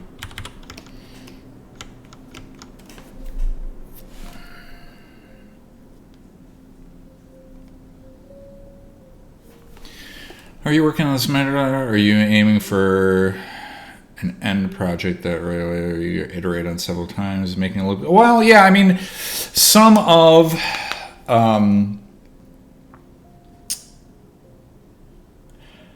working on the project and stuff, like, if I finish this, let's say I complete the Sand Giant, there might be like in a couple of months somebody goes, hey, there might be some adjustments we need to make on X or Y, right? And so we need to make these adjustments now. I mean, that's part of making stuff for games, right?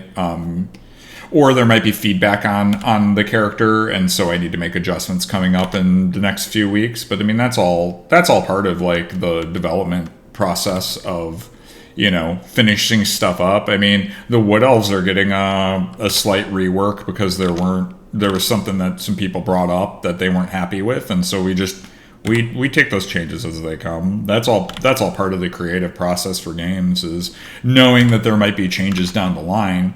There is a point at which you kind of go, hey, this is now in concrete, right? Like we did some work and changed some things, and you know, but ultimately it's like, hey, we're gonna call this done.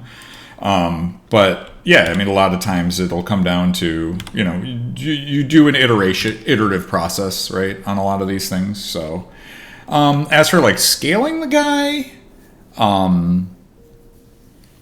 you know, that'll be based upon like game. We can scale characters in the engine too.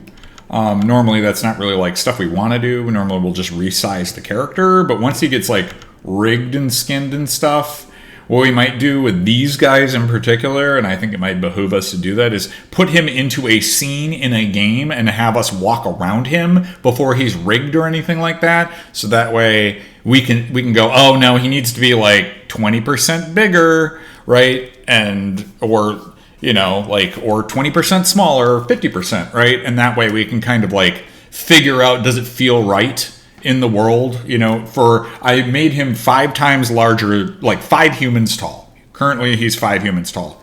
Is that too big? Is that too small? We don't know yet. So it's kind of like figuring out what is the correct size for these dudes. So I think that'll behoove us before we get too far into, you know, getting him rigged and animated and all that sort of stuff. I think we just need to scale him first and get him sized properly. And then once we do that, we can kind of go, okay, he's good, we're great, and now we can rig and animate him and then not have to like go back and forth too much on him.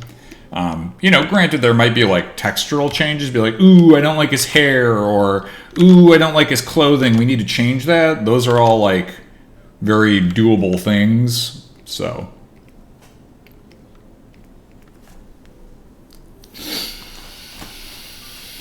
I hope that answers your question, though.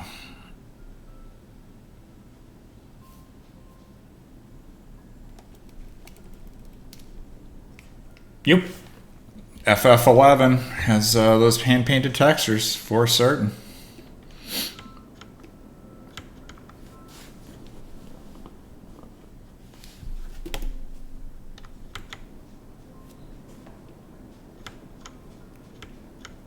Yeah, exactly. That's kind of why I've been like kind of getting like view down below, like how does that look? How does that feel?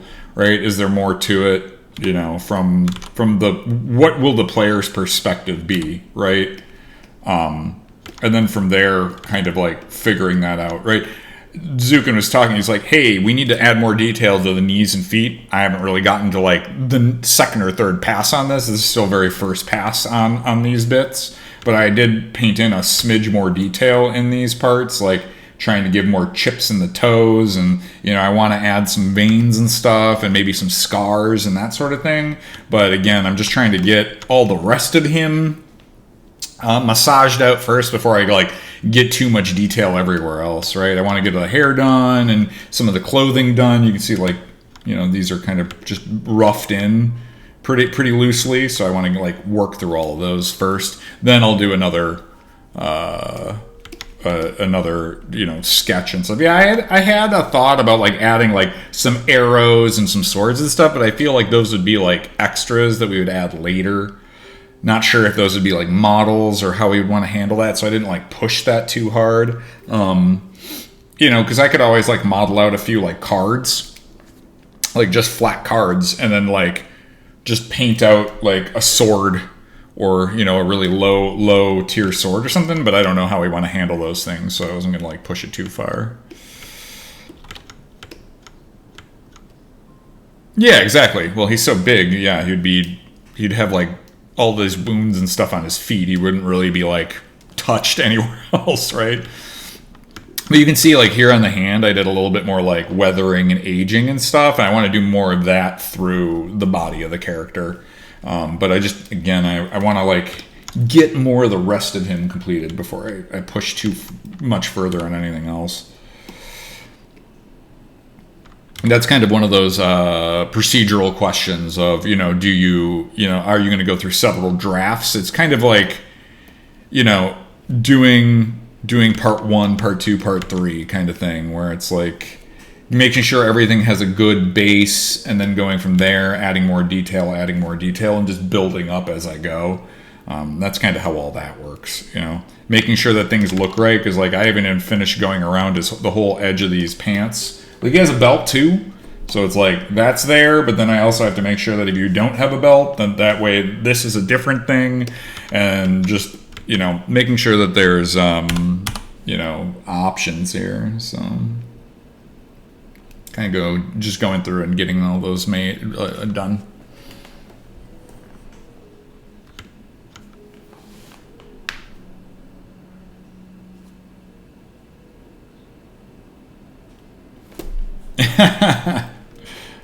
Yep, he's a hand model by day, but like his feet are all just beat up.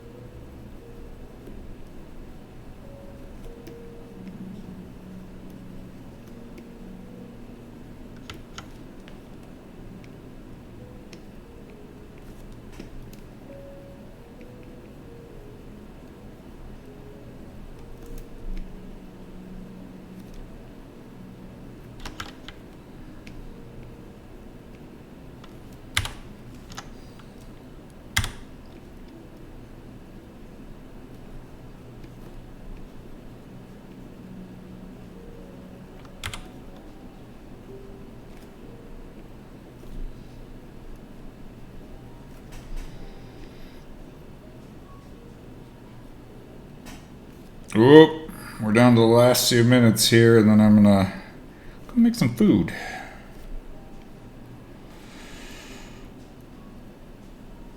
Man, time flies, man.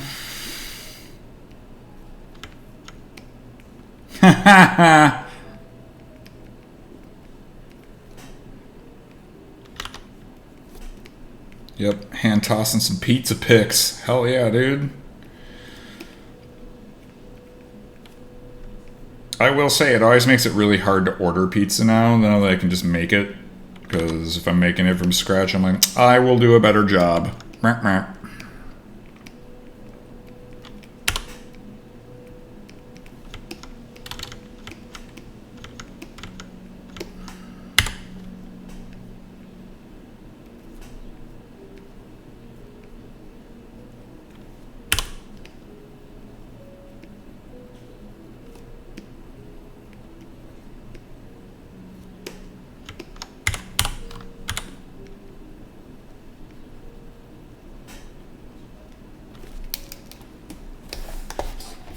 Everybody eats pizza for dinner. It's just a thing that happens.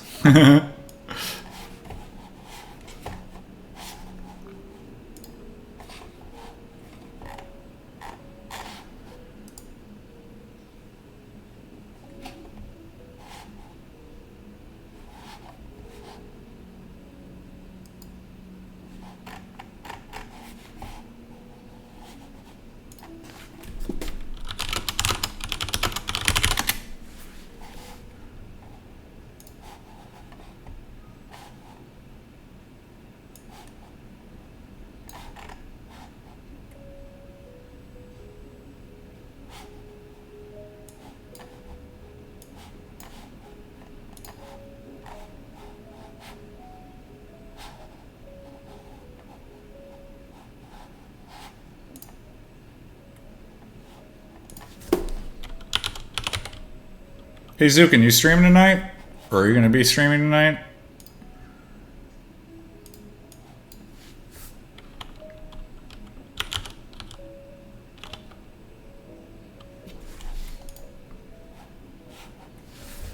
If he's here.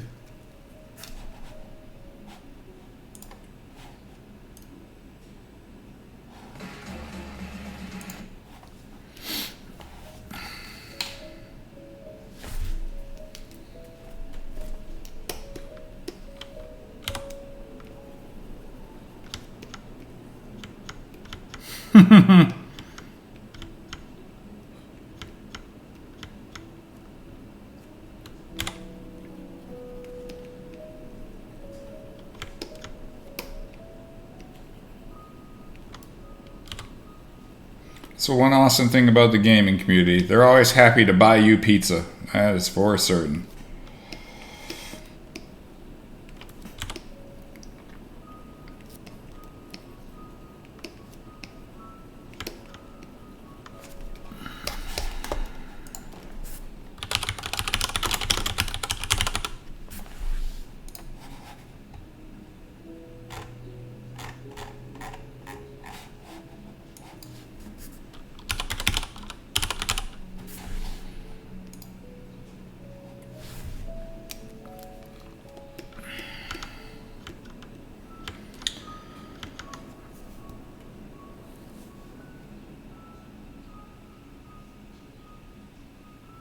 There you go. I always, like, one of the things I think would be really cool for our game, which I think would be really fun, was we have, like, the campfire, right, that you sit next to. I still think it needs a cooking pot on top that everybody can contribute ingredients to give you different benefits depending on what you put into the pot as a team. See, that way you can make, like, you know, a recipe together, and that would be kind of fun. Just kind of like a team, you know, kind of thing to do as a group. I always thought that would be a neat thing to add for like buffs and stuff, you know. So you'd have like a little cook pot, and you could add stuff or not, right? The traditional fire would just do traditional fire things, right? But like I always thought it'd be neat if it added some of those things to it. It'd be kind of fun. Yep, exactly. It was a way to think about like how do you add team things when you're in your downtime, right?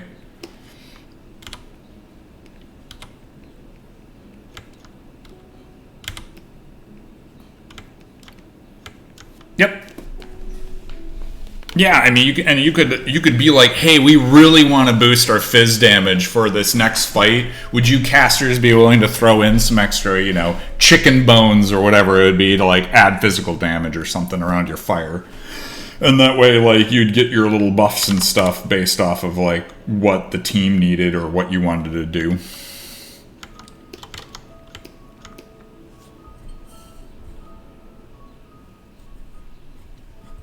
Yeah, I mean, it would give more purpose too to like gathering and stuff too. Because if you're using certain ingredients in campfire, then it's like, ooh, I can go gather these certain materials, and those are really good in the cook pot, right? And then we can make some really neat recipes with that or whatever, right? Because that could be even a thing that would happen is like you combine all these together, and then you get like interesting recipes and stuff. Yeah.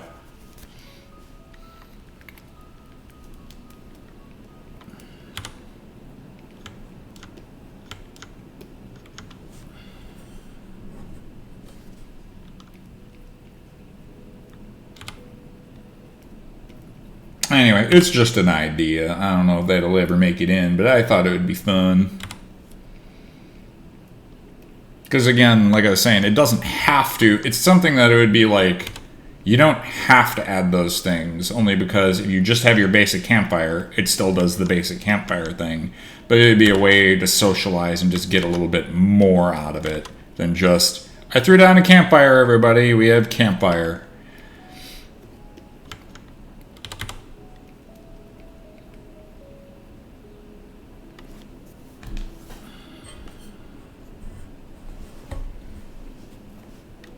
Yep.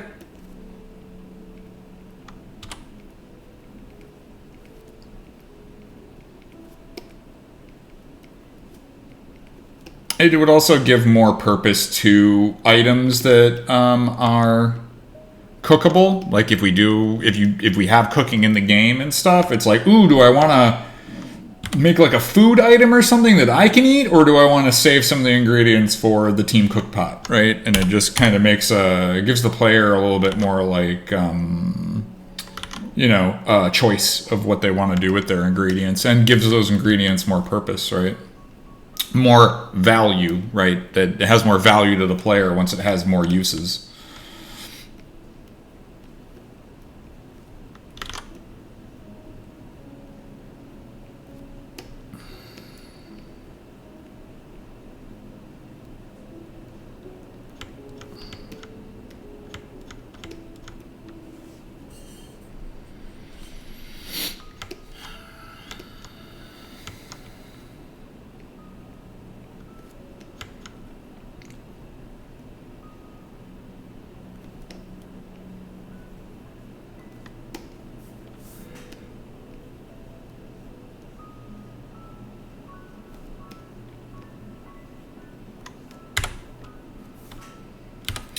It's kind of that same socialization. I think Sean had talked about it way in the past, where it's like, it would be cool one day if we end up getting, like the ability to leave, like, not signs, but like little, like, magical wispy spells that'll, like, you can write people messages and then other people can find them later. I thought that's, again, those are neat little social tools that really add to an environment or an experience that like, I feel like games like this really need to have those things, just because it like helps bring more community interest and everything to like together.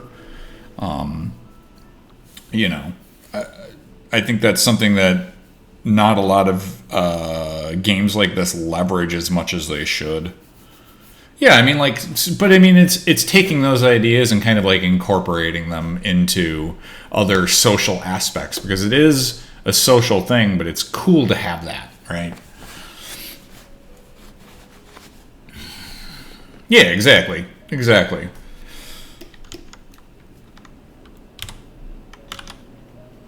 But I think Sean had talked about that in the past too. Is it going to happen? I don't know. I don't assume that it will, but I think those kinds of elements, thinking about social gameplay and things like that, I think is really good.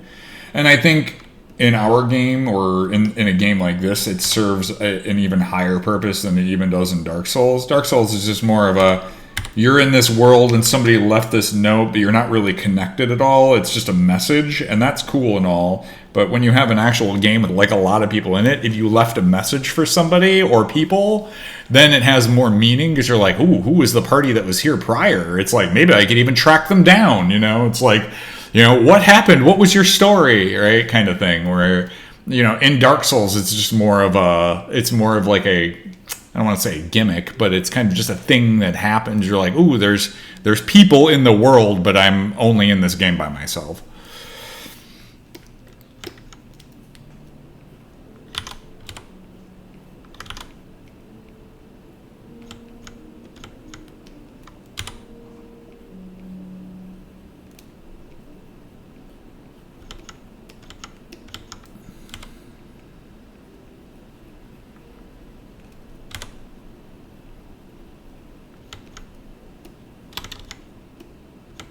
Yeah.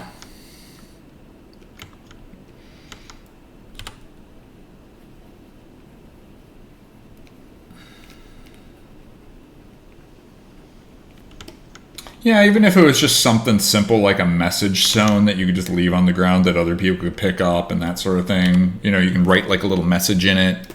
People could find it, you know, that sort of thing. Like, it'd be interesting to just have like a little, like, interesting little, you know, kind of thing to that sort of stuff. But I mean, I also, you know, I think having player you know, sellables and that sort of thing would be really fun.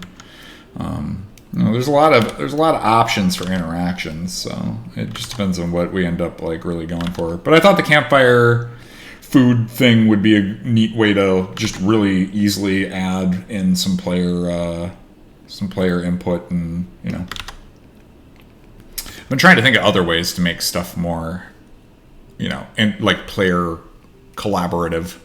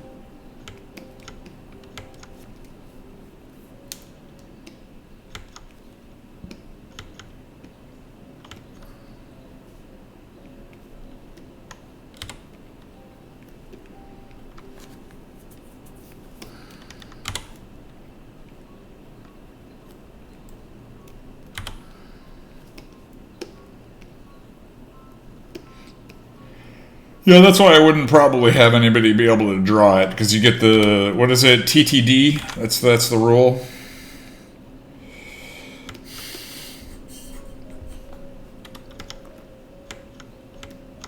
Oh yeah, I mean that's kind of part of it, is like I have to make sure the details where it needs to be, you know.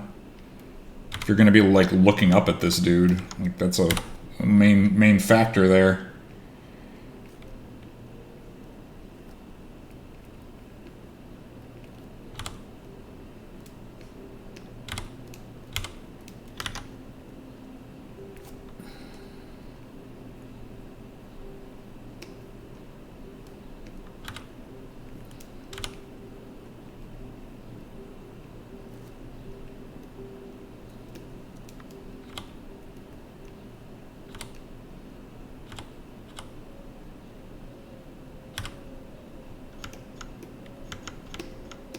He's getting there. I like I said, he's still got a long road to like get these details and stuff in and finalized. So, but he's progressing, which is great. That's the main bit, right? Like,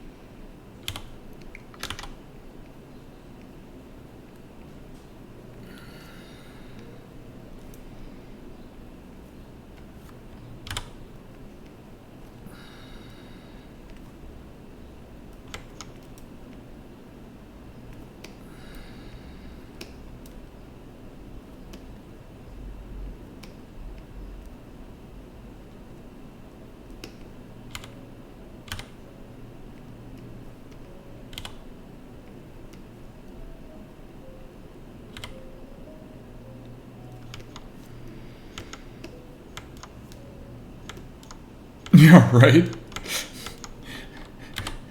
What does a dwelling look like for a giant? Once again, that kind of brings us back to what we had talked about earlier, where it's like, where are they getting these clothes from? Like, how many sheeps did they need to steal to be able to make this jacket or clothes? Like,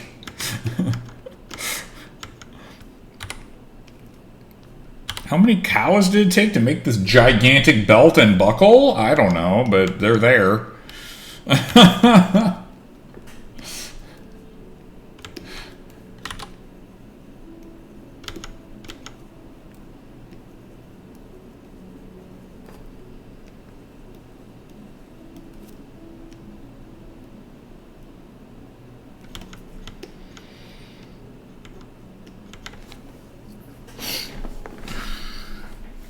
Yeah, right? Like, you loot a giant and you just get a full corpse. You find body. They don't really have small items on them, right? Like, you get one large thing.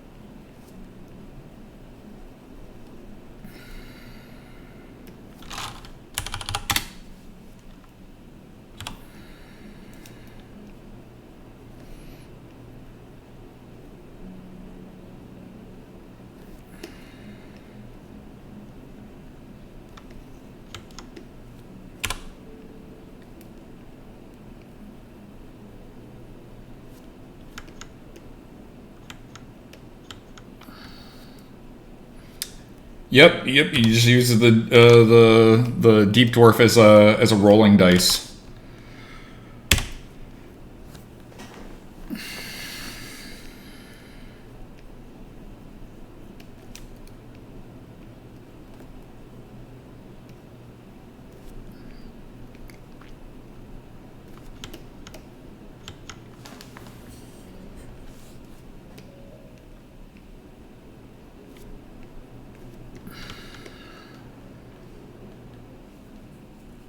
Didn't you know deep dwarves are six-sided?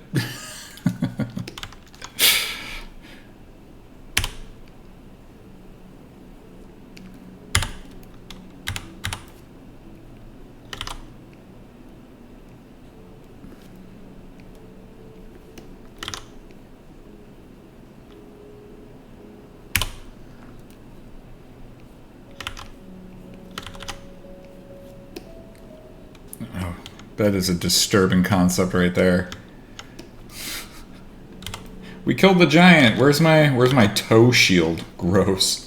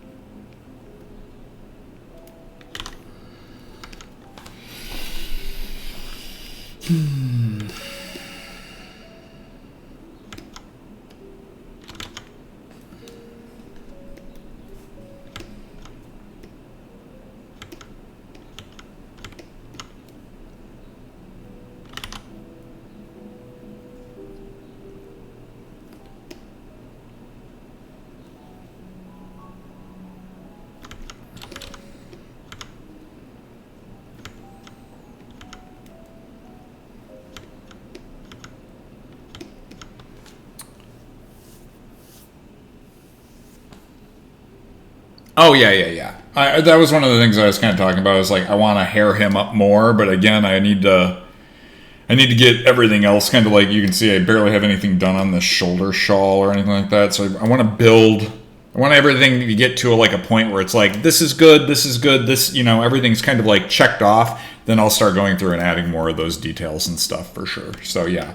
Like, even his, like, arm hair and stuff, like, I want to add more onto his hands and whatever. And this was kind of when I was just first experimenting, go, like, does this feel good? Is it weird? Do I like it? Do I not? So, yeah, I want to add more back hair to him and stuff, too.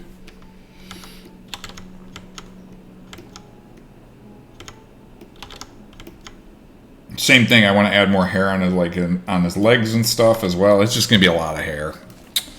So we'll get there. We'll get there eventually. It's just I want to get everything else kind of like massaged through, like at least a first pass on some of this stuff before I go through and do more and just like knock some things out so that way I don't have to think about them anymore. I can be like, this is good for now, or I can, add more to this later. But yeah, I want to get some of this just a little bit further along before I go back through and do more detailing. It's just a lot of detail. There's a lot of detail all over the place on this dude, right? Like, I mean, I haven't even done anything with his cloak or cape. I haven't even touched that yet. So, you know, he's got this skirt and the freaking, like, all this stuff that just, I want to get through all of that first.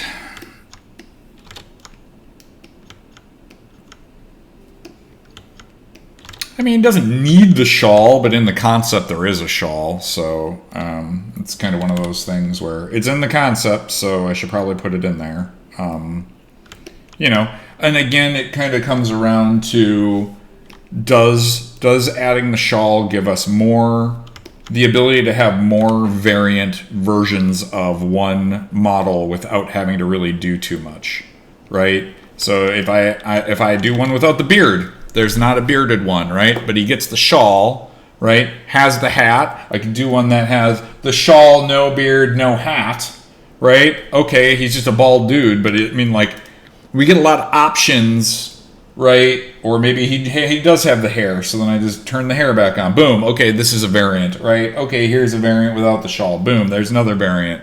So, like, we get some, he doesn't have a skirt, right? And so, like, we get a lot of, like, flexibility with, like, what you are seeing and fighting comparatively, right? We could even do one where you'd like, this one doesn't have a mustache, he just has the beard, right? So, like, all of a sudden we get, like, a lot of flexibility where you know, just with a couple of options here, right? And that's kind of the idea there.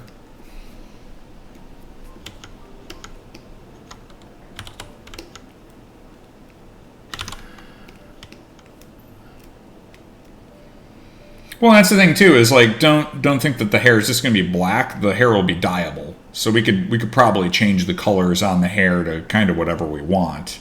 So it's just I'm painting it darker now, but I'll probably adjust that a little bit more. I'm only painting it dark now because I want to see. I'm basically painting it with value, so I want to see like the shine kind of going through the hair, so that way when we dye it and tint it, that part will be lighter. Right, comparatively. So that's just why I'm painting it dark there. But the hair won't all just be black.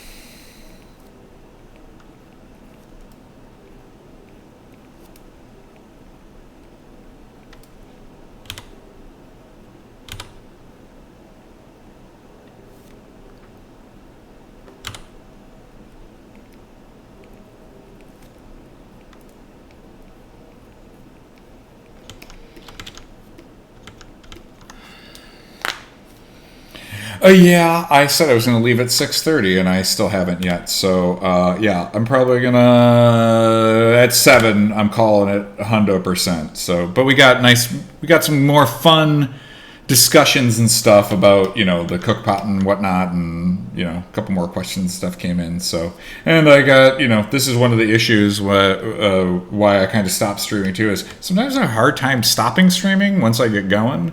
So, you know, like that's kind of one of those things too, where it's like, I don't know when to quit. I'm very bad at that. I just keep working, which is fine. It's just something I struggle with.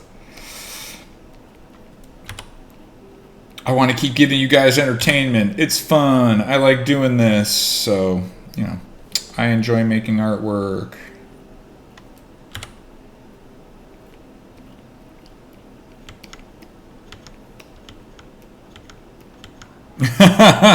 Yeah, right? Oh man, I got paid again. I got another donation. Well, now I got to stream for another like 30 minutes and make it worth. Yeah, totally. I mean, eventually maybe I'll add, you know, again, this is my first stream, so I'm not getting all like, I'm fine with just doing the streaming and the arting, man. That's why I make art, so I'm fine with this for now.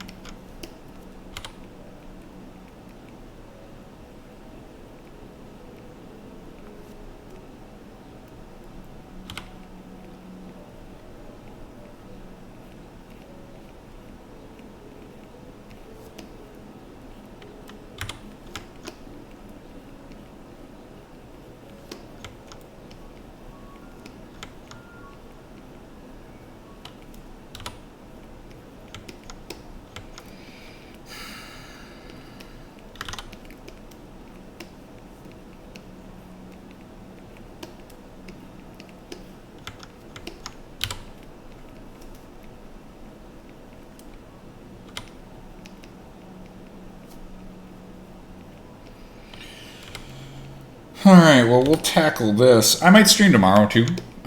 Just because I don't have anything to do this weekend. So, it's been pretty chill. Which is great. So, I might start up a little bit earlier tomorrow. And, yeah, run it back. Continue on this dude. So, appreciate y'all being here and stuff. Let's see if I can just raid a dude. Because I've never done that before. So, let's have some fun on that. Yeah, for sure, everybody. Thank you, ladies and gents, for chilling out with me this afternoon / evening for you, depending on where you are and whatnot. So, This guy looks like he needs a rated. It's somebody to play in some EQ or something. So let's do that.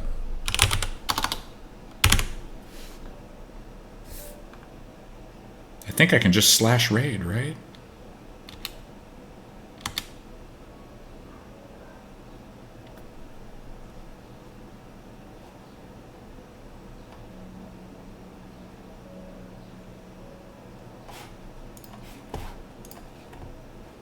Oh, missing parameters. Oh, I need to do channel?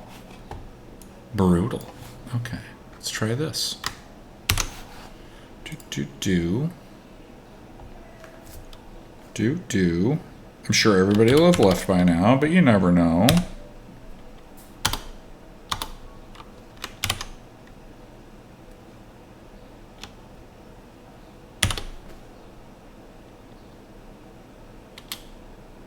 No. Damn. I wonder if I have to do that in mine. I'm terrible at this. That's probably why. Oh, in my dashboard. Oh, cute. Okay. I suck.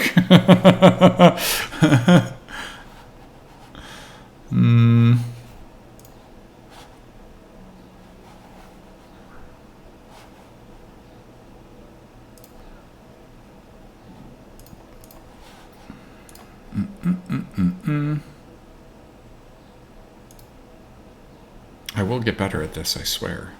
That'll probably be helpful.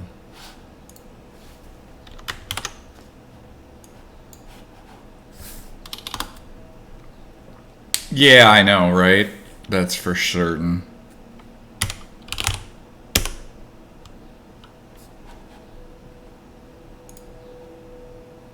And then I have to put in the channel in my thing, I think.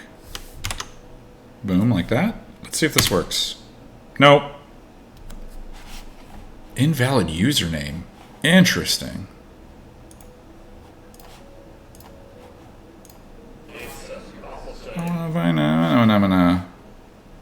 I wish I could just like right click on them or click on them and say I want to raid this person, Could I just do that? Why is that not a thing?